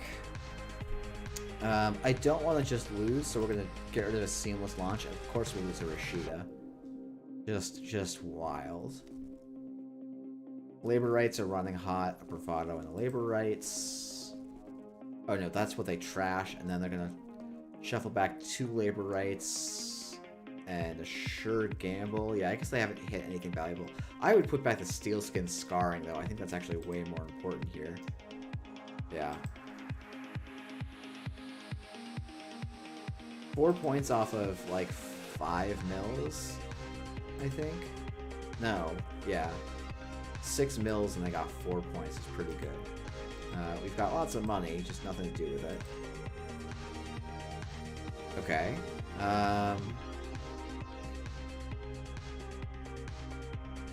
So I think it's... Put this in server 1 behind this. Then we're going to draw 2 cards. Oh my freaking god. What? Now let's put this on R&D. Alright, we're just gonna say goodbye to a Maryland campaign. We need everything else in our hand. This border control we're just gonna pop on a Shishtushka.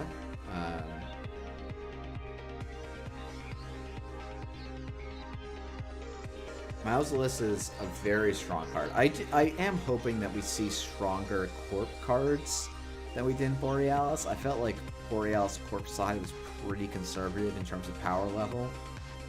Maybe that was reaction to PD kind of like taking over the game, but I don't know. Okay, we're going to advance, advance, advance, and score. Done.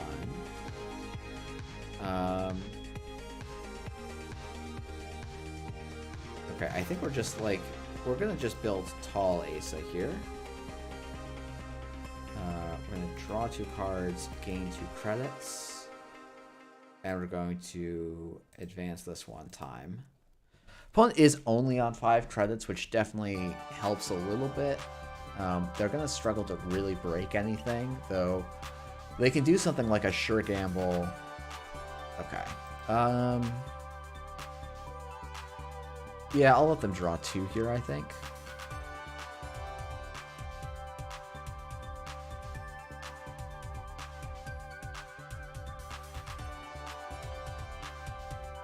Yeah, there's no way they get in.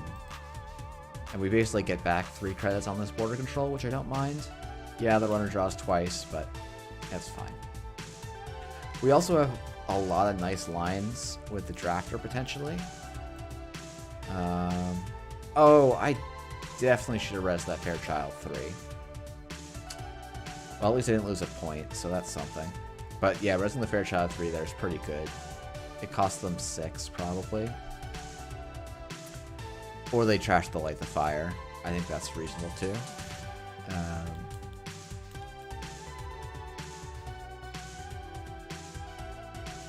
Jam out some tunes. Okay. I mean, this is... this is a pretty big uphill both ways kind of situation.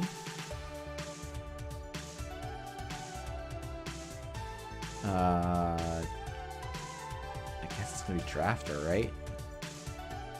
And we install this in server 1. Do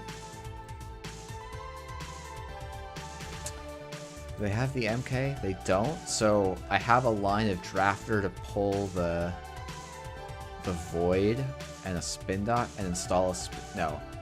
Pull the Spin Doctor, install the Void. Okay. You just see what. So they're just gonna let 3 fire here, I guess.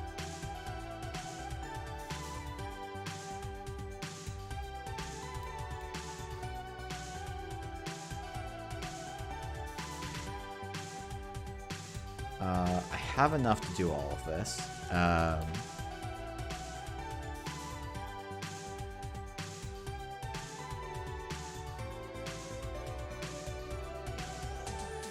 Let's try and not lose to Mills here. I guess I know that I have... This is what, a 9 agenda deck? Do I know my own... No, this is going to be 10. No, it is 9. And we've got 1, 2, 3, 4, 5, 6, 7 here. So, I'm reasonably safe. I cannot really res both of these. I have to draw a Spin Doctor. But border control is probably enough. Alright.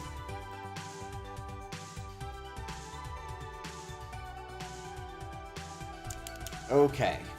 So, only 2 agendas left in R&D. We can mill off of R&D somewhat safely. Ugh. Yeah, I think the trick for me to beating ESA is just put a border control on HQ.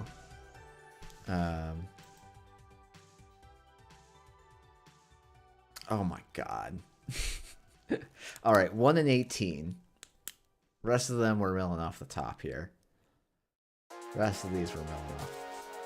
Oh my goodness.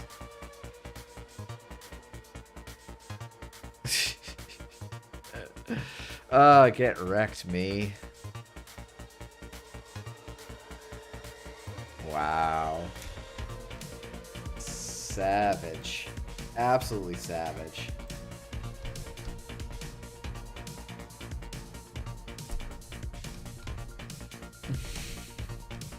One agenda left in R&D.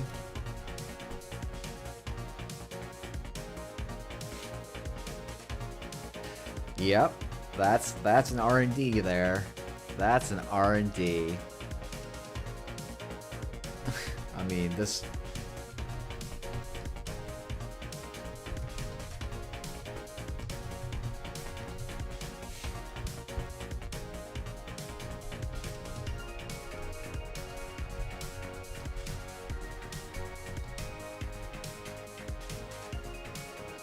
Yeah. And then lost 2 off the mill, like, whatever. But yeah. Hey, this is an ASA game on stream. This is how they always go. You're looking like, oh yeah, these are good ASA cards. Oh, they're not drawn. That's funny. That's funny.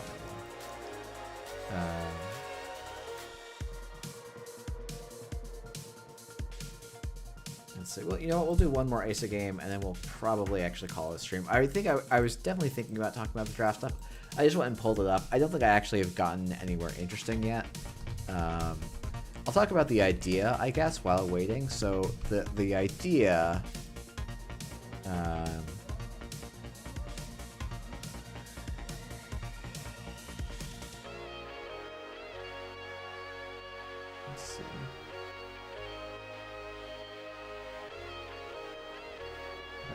it.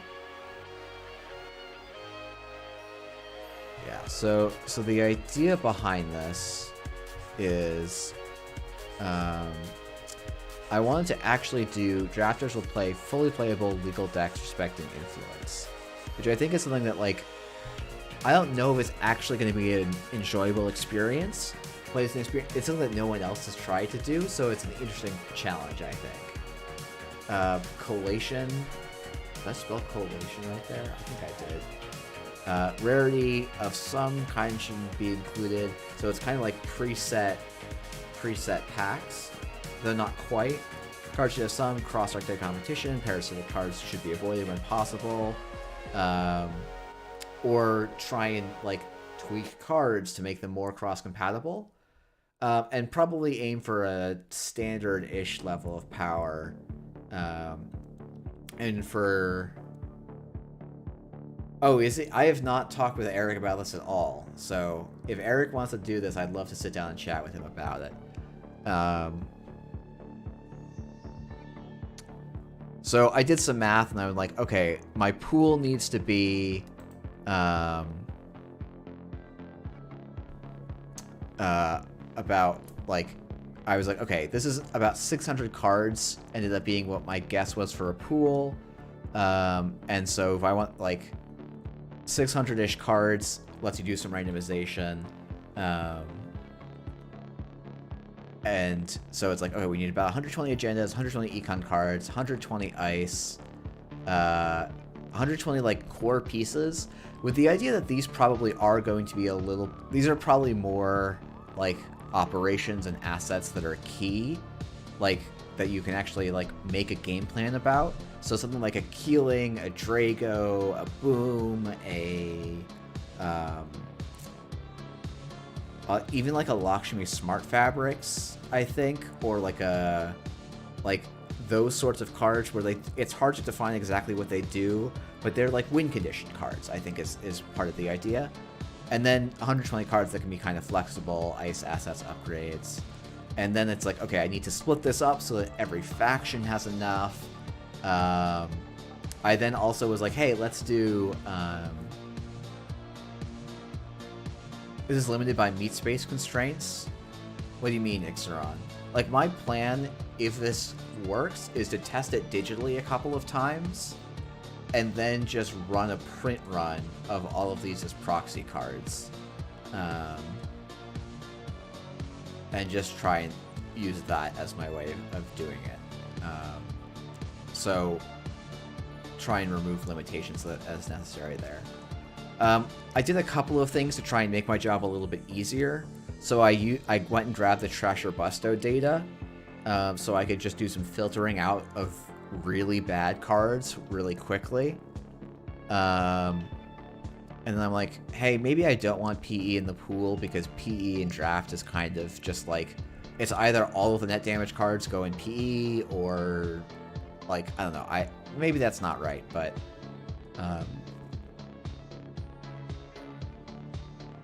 some findings on agendas, and then there's like, oh, something like brain rewiring probably doesn't land in an agenda slot. It probably lands in a build around piece slot. FCOM though maybe spreads that line a bit. Right, it's like trying to figure out, is outfit like super parasitic? Collation I think works fine. So collation is going to be a ton of work for me, but not impossible.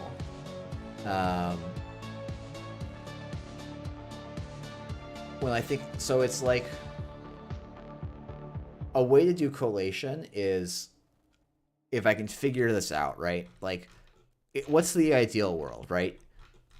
If these are my bins, right? I have 120 of each of these bins, and maybe I have rares that are distributed, like, there's some number of rare cards, some number of non-rare cards. Probably what you do is you subdivide. So, like, let's say we want 20 rares in each of these and 100 not rares, right? You take your rares and you shuffle. You basically, for all of your other pack, like you shuffle each pile of these, and then you like say grab 2 cards from each pile, shuffle to get a 10 card stack, and then shuffle your rares and put, you know, your rares or just your less common cards, and put 2 to 3 of those in that pack. And so the rares kind of are the ones that you use to bridge around and do a lot of different kind of signaling and build around temptation stuff. But in terms of like what I can do at home, if I print things out smartly, so I can say all my rares are in a block, all my ice is in a block, all my econ is in a block, I can do pre-shuffling once. So my thinking was basically, and like how much to collate versus randomize is a thing I'd have to, and thank you, I did misspell collate, jeez.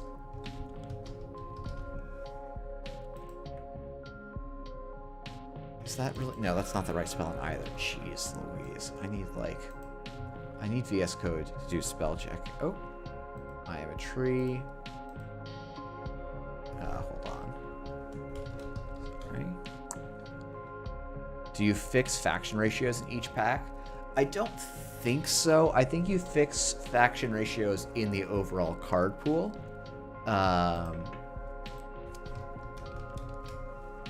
And sort of assume that the randomization is not going to be too far off, is sort of my thinking. Okay, smoke.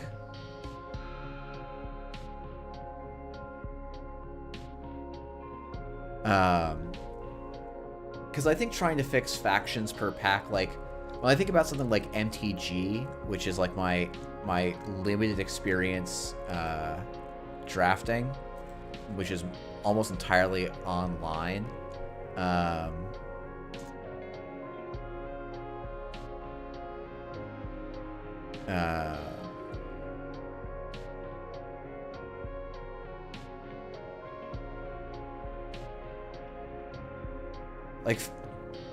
You don't fix the colors.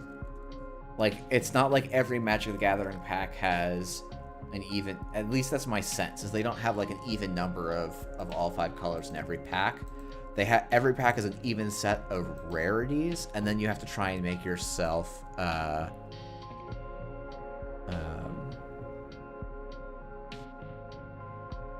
like, you have to make the best of it for yourself. Okay, so what does this turn actually look like?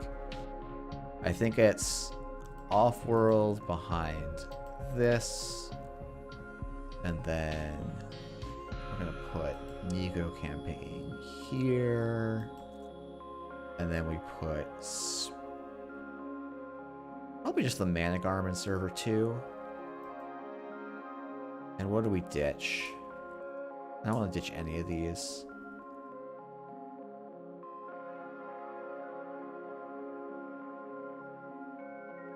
What do I ditch here?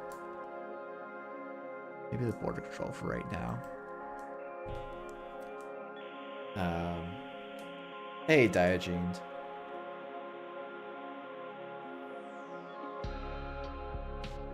Yeah, I'll have to... I'm glad people enjoyed the draft talk. When I get a little bit further than where I have so far, I'd love to do more. Oh, this is a virtual, isn't it? That's cute. Gachapon's got a lot of targets.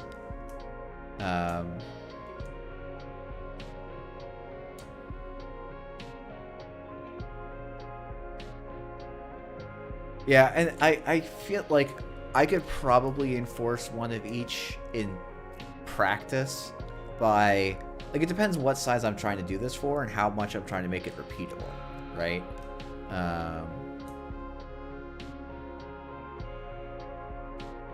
Because if I'm not that worried about making this super repeatable, like if I do this for Worlds and set it up to like run 2 pods, like I can just print out a silly number of cards and kind of keep going. You know, spend a bit of time, spend a couple weekends prepping things. I forgot to res my asset, jeez. And I think because I'm trying to make the card pool support in like faction specific drafting, Yeah, Daijin, I see it, even if I don't think Twitch is getting rid of it. I'm just not gonna. I'm doing something else right now. So thank you for the list. I'll definitely, maybe we'll talk about it next week, because I'm not sure I'm going to stream for too long tonight, but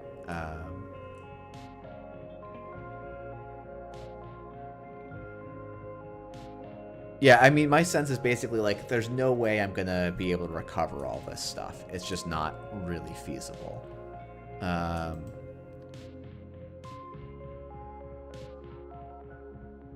Let's just do this res.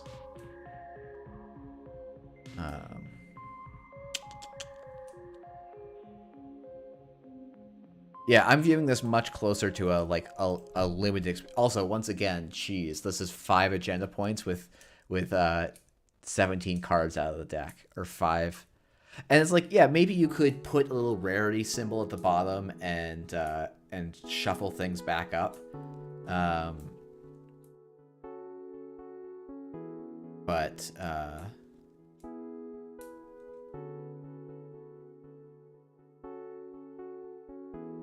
consider that 3 factions is quite a small number of factions.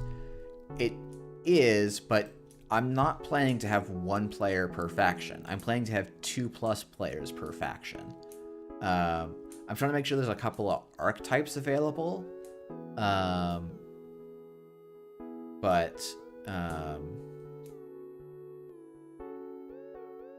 Maybe I'm not quite sure what you mean by crosstalk as being undesirable, and this is where, like, me not having done that much draft is, like, potentially a real downside for me being a person doing this.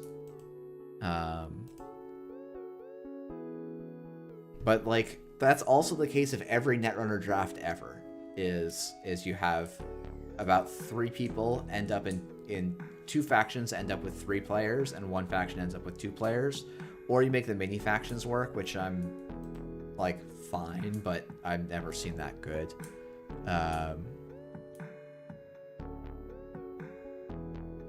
Yeah, playing sleeved is definitely would be a thing.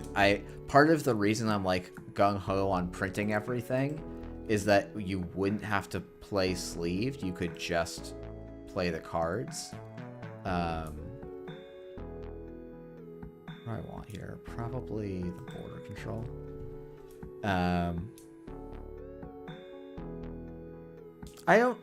So Ixaron, like, that's not been my experience, at least. Like, every Netrunner draft ever has had 2 per faction. Yeah. It's just not actually that big of a problem.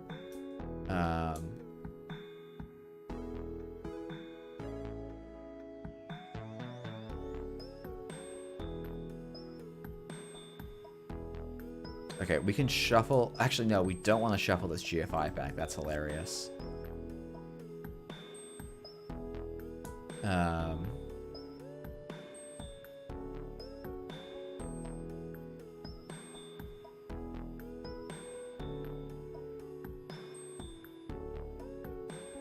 Oh my god, what is happening here?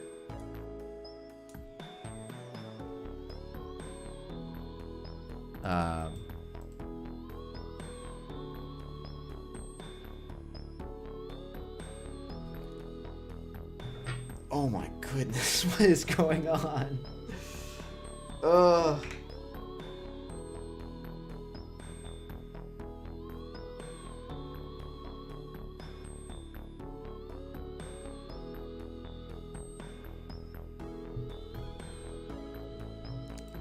Yeah, it's like because part of the design of this is to make sure there's more than 1 archetype per faction, and I probably need to make sure that there are 3 archetypes that can be supported per faction.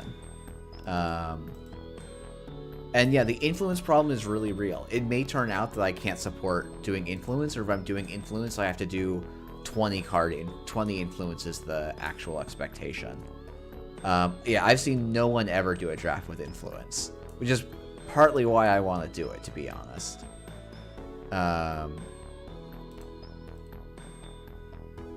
Like, I think that's part of the, like... Part of this is a thought exercise, more so than it's a thing that's actually... a thing that is definitely I'm definitely going to make sure happens. Like I honestly, I think it's more likely that I print my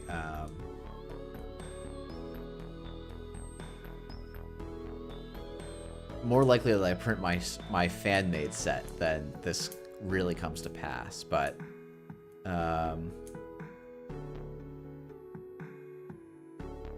yeah, Snake Draft. You're right. Snake Draft and auction drafts are both influence constrained. Is mixing factions that much harder? Like, this is the thing where I'm like, I'm not sure it is. And if it is, I think there's also a relatively easy solution, which is, yeah, I think that's true, Ginevra. Like, when you look at Flesh and Blood drafts, like, a third of the cards are faction, like, a good chunk of cards are faction locked. It's not like all of the cards, but it's like a reasonable amount of them.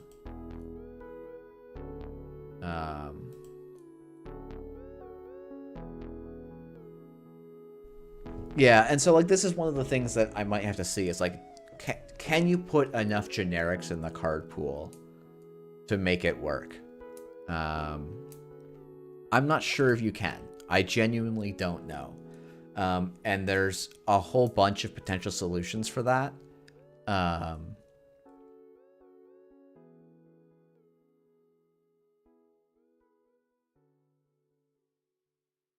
And like one of the solutions is, hey, if you have 15 influence, you can run 7, probably on average, somewhere between 3 and 6 cards, right?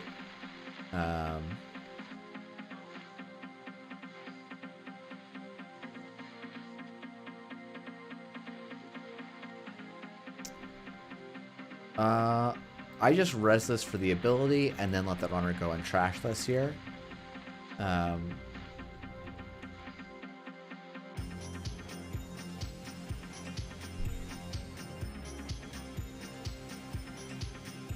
Yeah, so I don't know. It might turn out to be unworkable.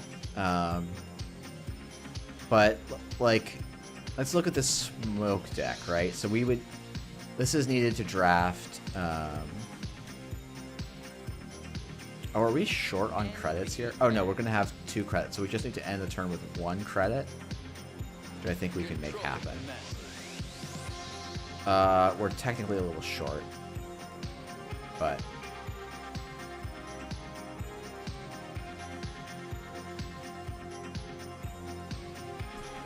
yeah, like the use of... Oh, man, I actually don't have this. That's hilarious. I think I'm got here. I think I'm got.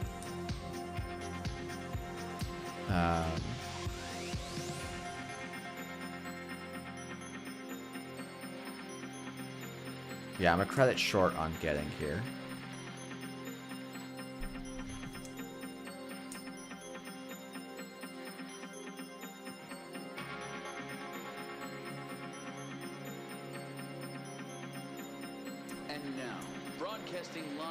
Yeah, MTG is very different. Fab is maybe a comparison point. I haven't drafted... Okay, no, that's not true. I did draft a Fab, or no, I did a sealed Fab, and then Eric lied to me about how the deck format went. Yeah, designing a couple neutrals is totally I think, a fair game thing to me.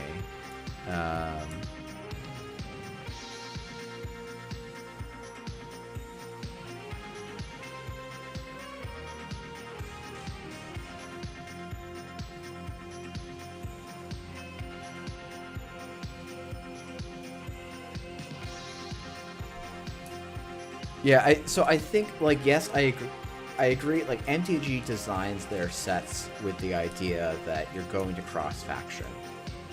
I don't see why that is entirely a deal-breaker for Netrunner. Like, I get that it's a different challenge.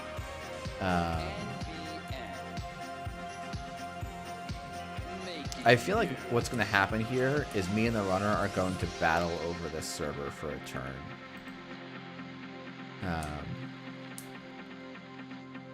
for all of next turn as well. Because it's like draw, install Rashida, draw, or something. Because they're almost not able to, like, they're like so close to running out of the border control zone. Man, if I had a Rashida on the board, I'd be so happy. But if I top deck the one remaining seamless, one of the two seamlesses, if I top deck a seamless, we win.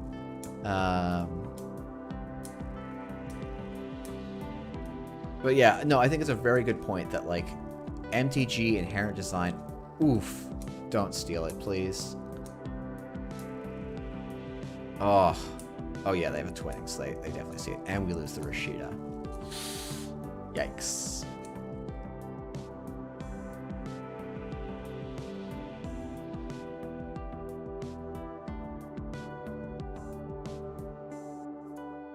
We're going to draw 2 cards.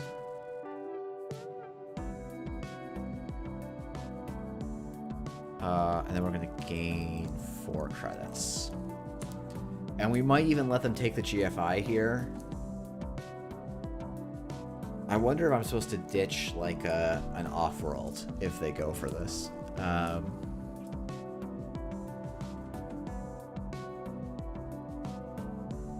Yeah, I think that's the part of the idea of why I'm trying to do is make sure that people can build.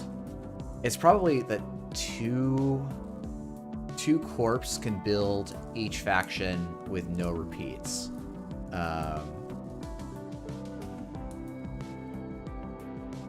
Like with just their card pools.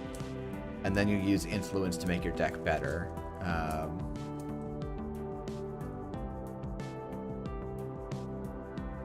I think the reason I want to go with this idea is I think there's... do I res this? Yeah, I do.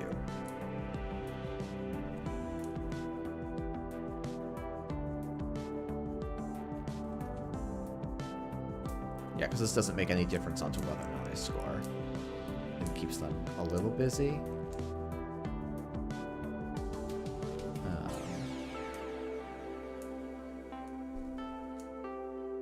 Very NARP heavy group. Is that some kind of action decision paralysis?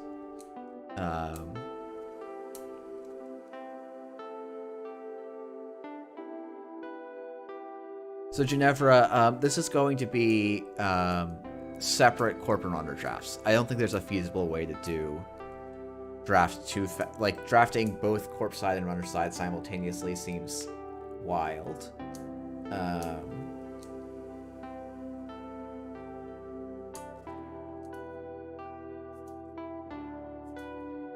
I think we've still seen statistically an uncommon amount of agendas here too.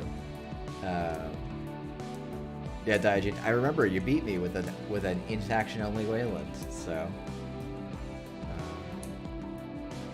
like I think so. The thing I don't love about Netrunner drafting with no influence respect is you just get siphoned randomly, or you get HHN boom randomly.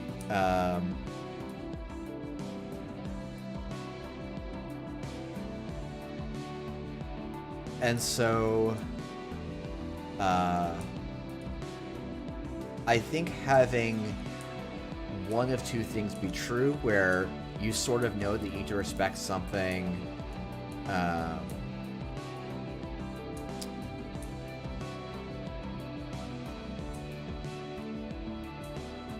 I wonder if I was supposed to have advanced that GFI one time.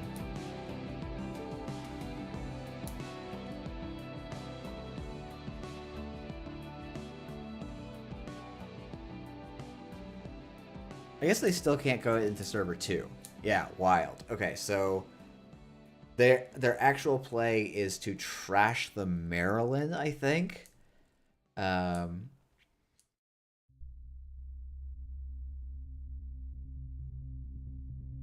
Oh my goodness, my opponent spots the line.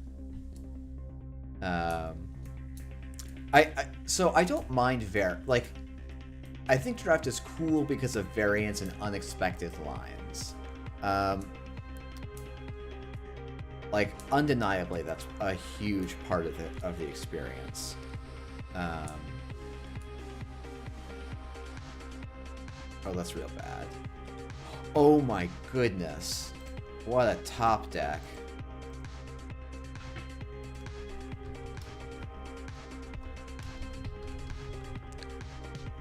Lucky top deck. Let's go. Only took being flooded for multiple games in a row to get lucky.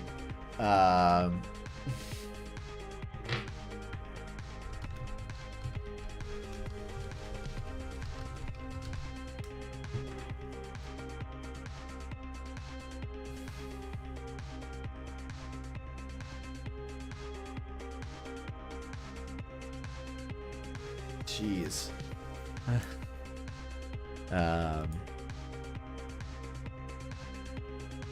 Yeah, extra. So, okay, this is my thesis here, which is that Siphon in draft is cool. Never knowing, having zero indications what your opponent's deck is going to be at all, is actually breaks a lot of the design of Netrunner.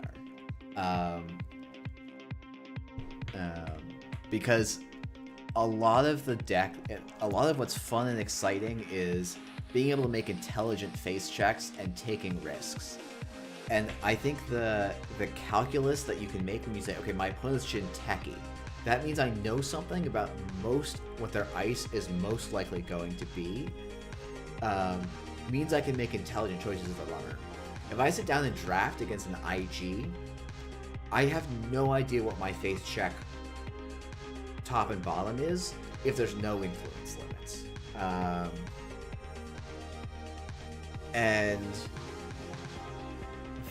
that's one of the things I'm looking to try and change. Is not that IG won't be able to play something weird because they'll have drafted, you know, I don't even know what you drafted Drafter out of IG, right? And you're like, hey, it's a really solid card. It's the best thing I can do in faction. Drafter's probably not a great example card, right? But it's just like, if they choose to do that, it's because they spent influence on it, because it was the best influence they could spend, and that's kind of a cool surprise. And then you can say, okay, most of the time I need to anticipate a Cortex Lock, a Crick, Swordsman, you know, all these different things. And so that's the thing I miss about a lot of draft experiences is it becomes a lot about just trying to credit deny your opponent completely, and then just trying to run them down in that credit denial state. Because the risk calculus is so much more difficult to do, whereas my experience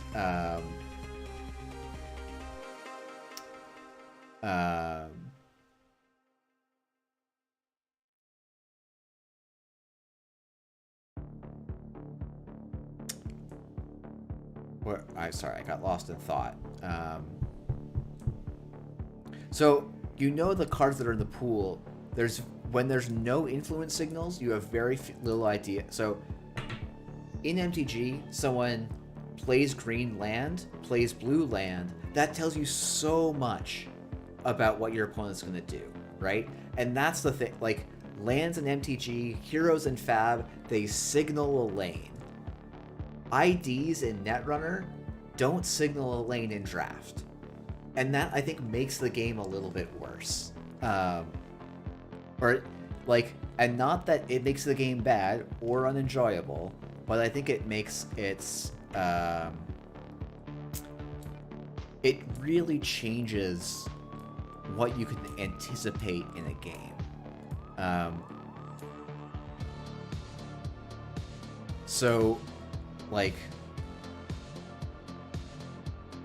trying to bring that back in so that we can have lanes, but that they're exciting and you can do different things, I think is cool. And honestly, one of the things I've been thinking about as I've been playing more MTG drafts, like, if I see if I see a set of colors that my opponent has in a given draft pool, I do actually know what their deck is going to be to a certain approximation. There's usually a fast version and a slow version, and like which bomb did they get.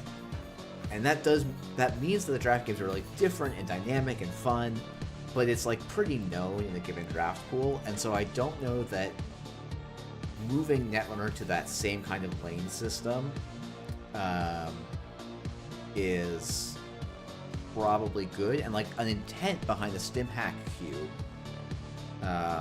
which I don't know if anyone has a link to that.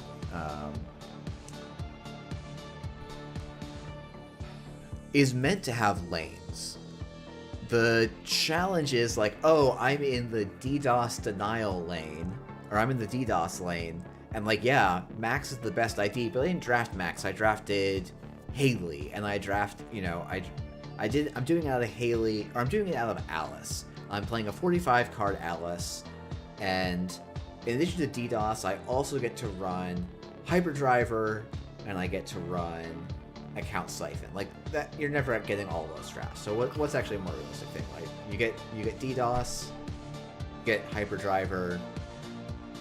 I don't know. Like you can end up with weird cross-faction packages. Like you get an econ package of like Mopus or something, and so then it's just like and quality times. And so it's like, oh cool, I just play my Mopus, econ up, blitz through my deck with quality times, Mopusing for money, and you can't stop me or something. That's probably not a good draft deck, as I say it out loud. But when you can start being able to just grab the best value card from every single pack, I actually think it reduces a lot of the interesting parts about Netrunner to me. And it's going to make drafting way more challenging because you're going to have fewer packs. And like Ixaron, in your draft that I was in like 4 months ago now, I could just draft the most highest value card in every pack, and just like my decks were better than everyone else's, and some of that is just skill gap. Like I knew some of these older cards that weren't in the like someone passed Moons, like pack 3, it was like a pick 2, 3, or 4, somewhere in that range, and it shouldn't have been, I think. Like I know not everyone's super high on Moons Unlimited, yourself included, and it's just like, yeah, you just value drafting Netrunner. It's like, oh cool, I'll draft a Bravado, I'll draft a Liberated Account, and I'll draft a Creative Commission, and the fact that none of those, that like the limitation on those in Standard right now is that you actually run out of influence to run all of those. In draft, you just can say, cool, I just have superb econ and no other problems. So when designing this draft pool, like, you have to be really careful. Oops, wrong one. Like, and so I've been trying to think about stuff out of agendas. What did I do here? Oh yeah, I did some stuff where I like tried to count, like, not just how popular are people rating the cards, but how often are cards showing up in decks. And I made... yeah, okay. Let's we're gonna do some stuff that you guys can't see yet.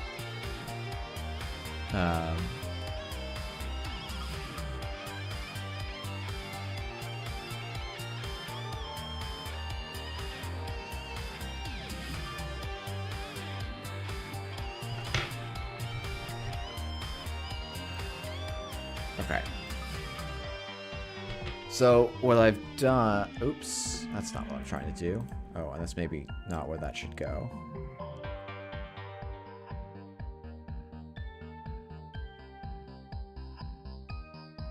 I don't need all of these things, though. What's the other ones I need? Okay.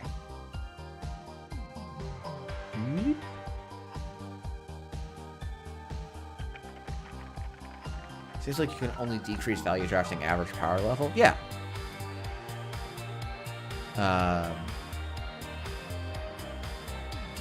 Forced lanes is, I think, not as bad as... Like, it's bad if you've drafted a bunch, but if you're not drafting it every week, I don't think it's that bad of a problem, and I'd rather, in a world where every Netrunner draft prior to this one is value draft, shifting to the other extreme, I think is fun.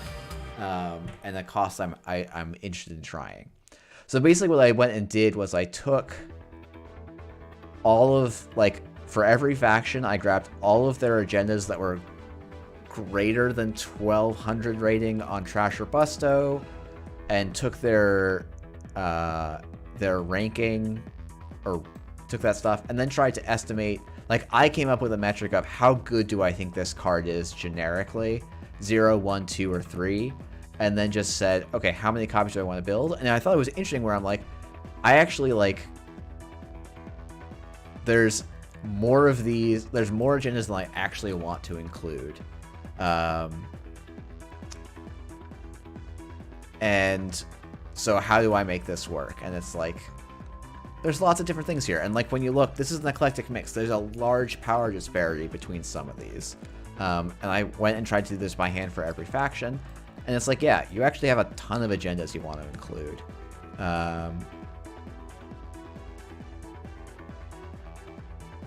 And then, yeah, with neutrals, like, there's just a bunch that are worth including as well. But this is not actually that many neutrals.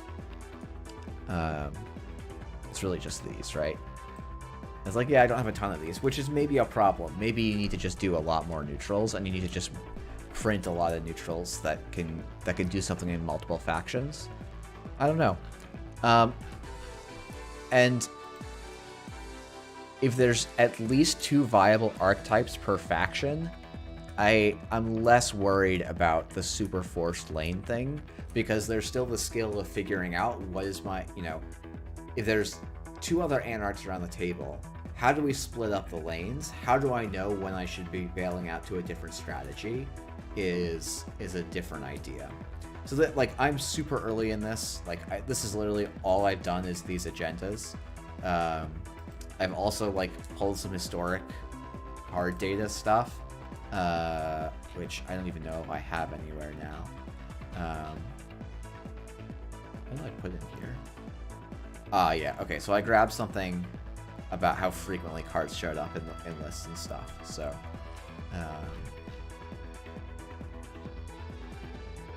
But yeah, I'm like, okay, what archetypes do I want to be able to support? And it's like, yeah, there's a bunch of these that you can support. And it's like, yeah, NBN's got easy 3 archetypes. HB's got, like, Glacier should just be an archetype here too. That's maybe Byroid Tribal, right? And it's like, the goal is that these can cross-talk within themselves a little bit, and cross-talk between factions for some valuable cards.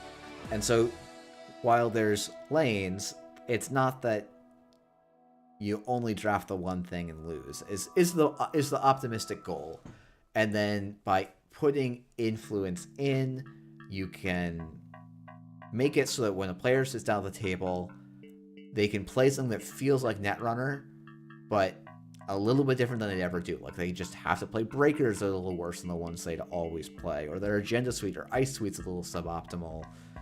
And maybe that's not super exciting, right? Or maybe, you know, if I can find ways to get enough janky stuff in there, people end up liking it. I don't know. I genuinely don't. As I talk through it, I'm like, there's lots and lots of ways this can fail. And I will definitely need to steal ideas from other people who have done more drafting and are much smarter than me about limited design. But I'm not too worried. Like, I think the idea is an interesting starting point. And yeah, increasing the influence limit is a really clean way to just alleviate some of these issues. Like, 20 influence is great. That means basically a third of your deck gets to be out of faction cards. Or up to a half if it's lots of, like, and that's one of the other things. It's like, oh yeah, the draft should probably be pretty heavy in the commons. It should be a lot of neutrals and 1 influence cards.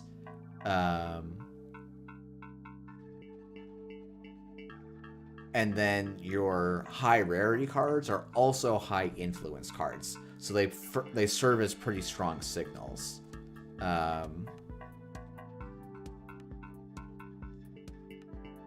Oh, extra. I would honestly never do that. Cat, I think just about 0%. By July, I mean, maybe if I can find some people to work on this with me, that I'm like feel like we're all aligned. But the reality is it's a little bit the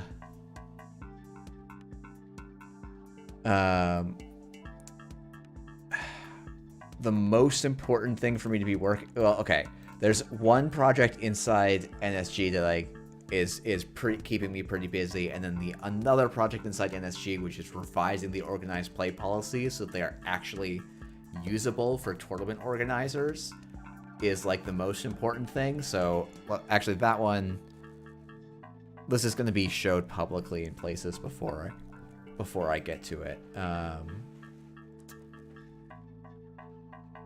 Or like before it goes public. But basically, very briefly, oh wait, I'm gonna have to do this in a weird way. Hold on. Basically, I'm putting in a table of contents and reorganizing everything.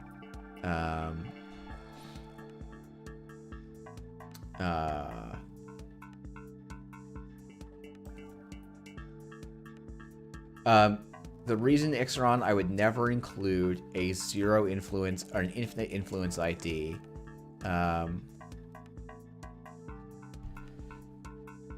It breaks the core tenet of the draft, which is you can sit down and have an idea of what you're playing against. That's to me the important point of what I'm trying to design in the draft.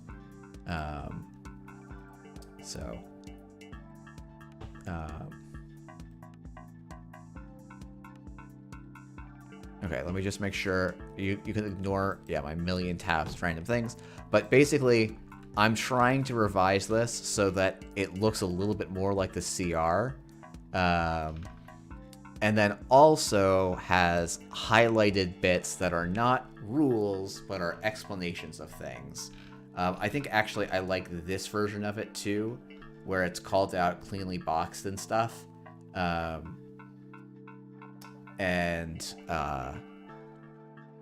Like the idea is to make this a little bit more readable, structured in ways that are better for players. So players can look at expectations, they can look at event structures, and then TOs can look at the TO section, and judges can look at the judge sections.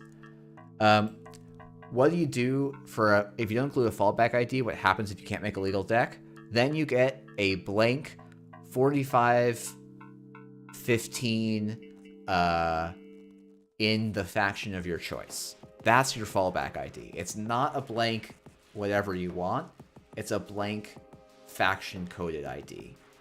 And if you can't field a legal deck from that, I've probably screwed up in the draft construction. Or you're intentionally drafting poorly and you get a lot of cracked baubles, as Andres calling them. Like, I could see a world where you're allowed to include a cracked bauble that says you have one additional influence to spend. And that could be a way that you deal with that, right? So you can go over your influence limit, but you have blank cards in your deck. That would be the other idea. But I think the blank 45-15 is the idea thing.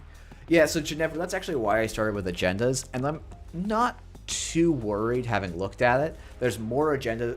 The way I'm thinking about it right now in this cube design is that where was it? I did the math somewhere for agendas specifically. So we need about 30 points per faction.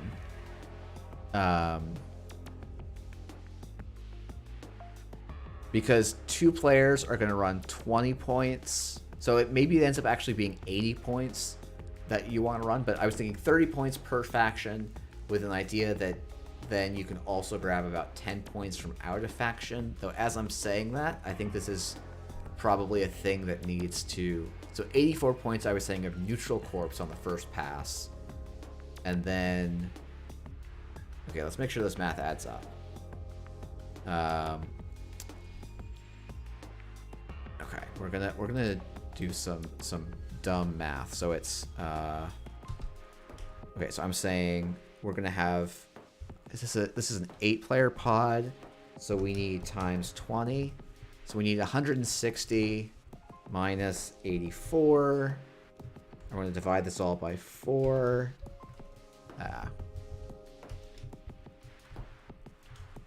So yeah, we would need actually only about 20 points. We would need about 20 points per faction. So 30 points per faction is giving people flexibility to overdraft neutrals and overdraft. In fact, like there's intentionally slush on both sides. And like I think if I'm going to put slush in places, it's agendas and ice, right? Those are cards that people will be very worried about not having.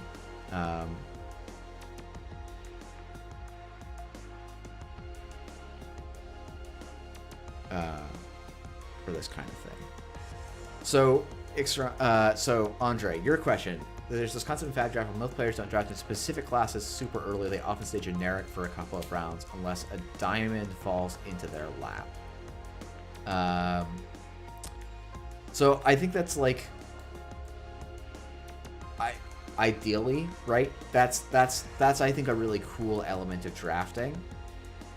Hopefully, that falls out. Exactly how you engineer that, I think, would take a lot of tinkering. Like, you could imagine, like, oh, hey, if the first pack has 2 rares, you like one of the rares, and that rare might be faction coded, or it might be generic. You know, maybe we make Bravado. Maybe you printed, like, in a hypothetical world where Bravado was neutral, right? That's a snap rare pick, right? It's just like guaranteed, always draft it, and it keeps you open. But it's like, oh, if I draft Bravado, I'm probably not locked into Crim yet. If I draft Bravado and then get past a doof, okay, yeah, I'm probably looking at Crim. I don't know how to balance that exactly. I genuinely don't yet. And like, this format's got so speculative before I figure out, are you pick one? I think pick one, pack one, lock in faction is probably a bad idea. Or a not ideal outcome. I don't know how much I want to, like, to me that's a problem that gets hit a little bit further down the line. In terms of pack of cards, I think I had an estimate somewhere.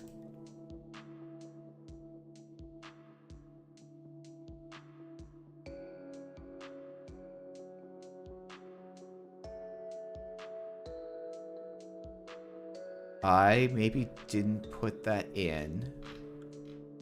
My assumption is for a 45 card deck, you have to draft at least 60 cards.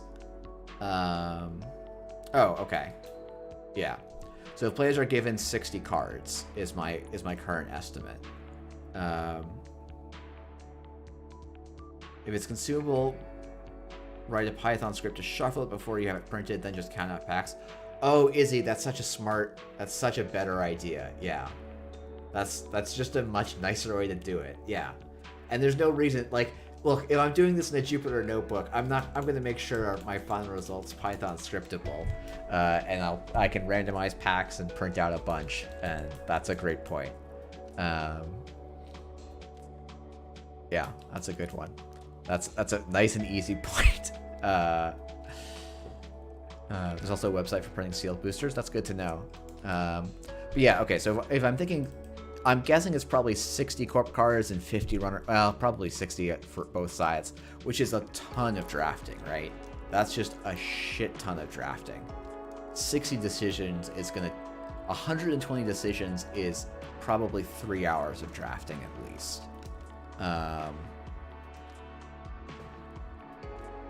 Which is, and then you have to play 3 more hours of games to find the results. So, it's a big commitment. The alternative, right, is you draft one side and not the other.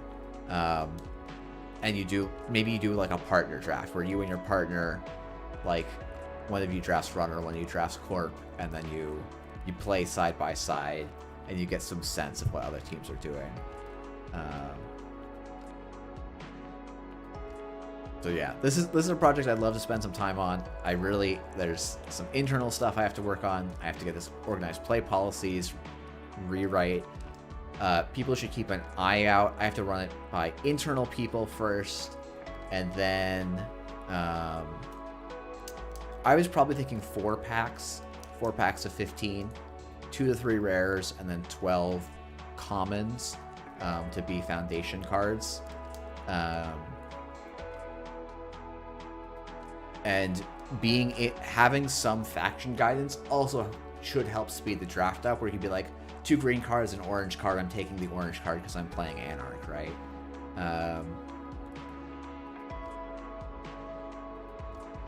But yeah, if I can clear those quickly,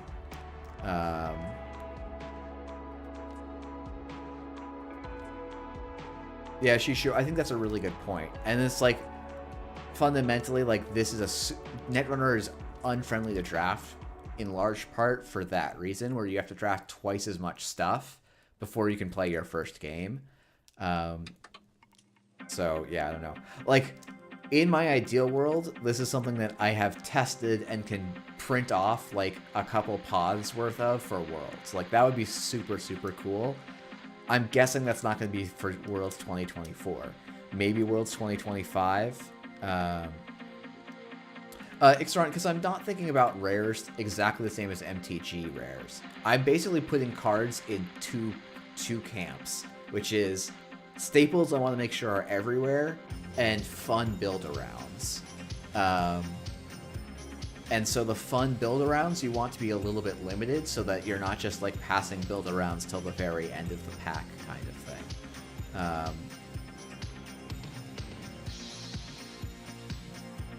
Yeah, Jennifer, that's also a really fun idea. Do a 2-day event structure. I think some variant of single-sided is important. The challenge with that, of course, is if I draft Corp and have no idea what the runner pool looks like, it's hard to evaluate, like, hey, is every runner going to have Paperclip? That probably changes the value of my Wallace static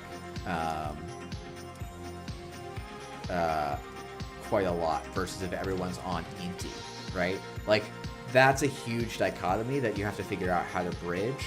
And maybe the solution is you just send, here's the list of icebreakers as the Corp, and as the runner, here's the list of ice that's in the pool. And that's just like, that gets pretty brutal to absorb all that information.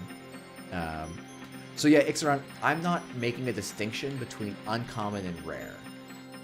I guess here, the way I'm thinking about it is, if I'm thinking about an MTG draft, there's the rares and uncommons, and that's what I'm calling rares.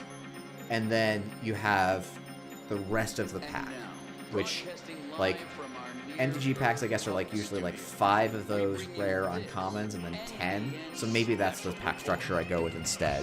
I haven't even done that division yet. So, yeah. So, yeah, so people should be on the lookout. Hopefully by the middle of the month, I'll have something in the tournament organizers Discord thing in the Netrunner event hub. There is a TO role that you can self-assign. There's a TO chat channel. I'll be posting the tentative organized play policy updates as soon as they're meant to be accessible for everyone. And then I'll probably start working on this draft a little bit more, and I'll be pinging people and trying to figure some stuff out. Wow, I ended up talking about draft and playing no Netrunner for about 40 minutes there, so thank you all for hanging out. I really enjoyed talking about it. Hopefully you all did too. Yeah, I'll see. I'm hoping I definitely not gonna be a video next week because I'm traveling this weekend.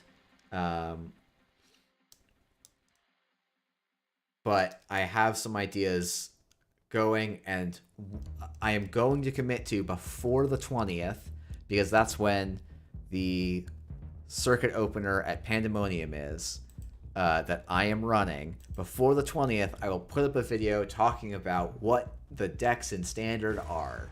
That's why I started this video on, and my conclusive answer is, I don't know. So it looks like you can play just about anything if just about anything is about half a dozen different corps and about 3 different runners.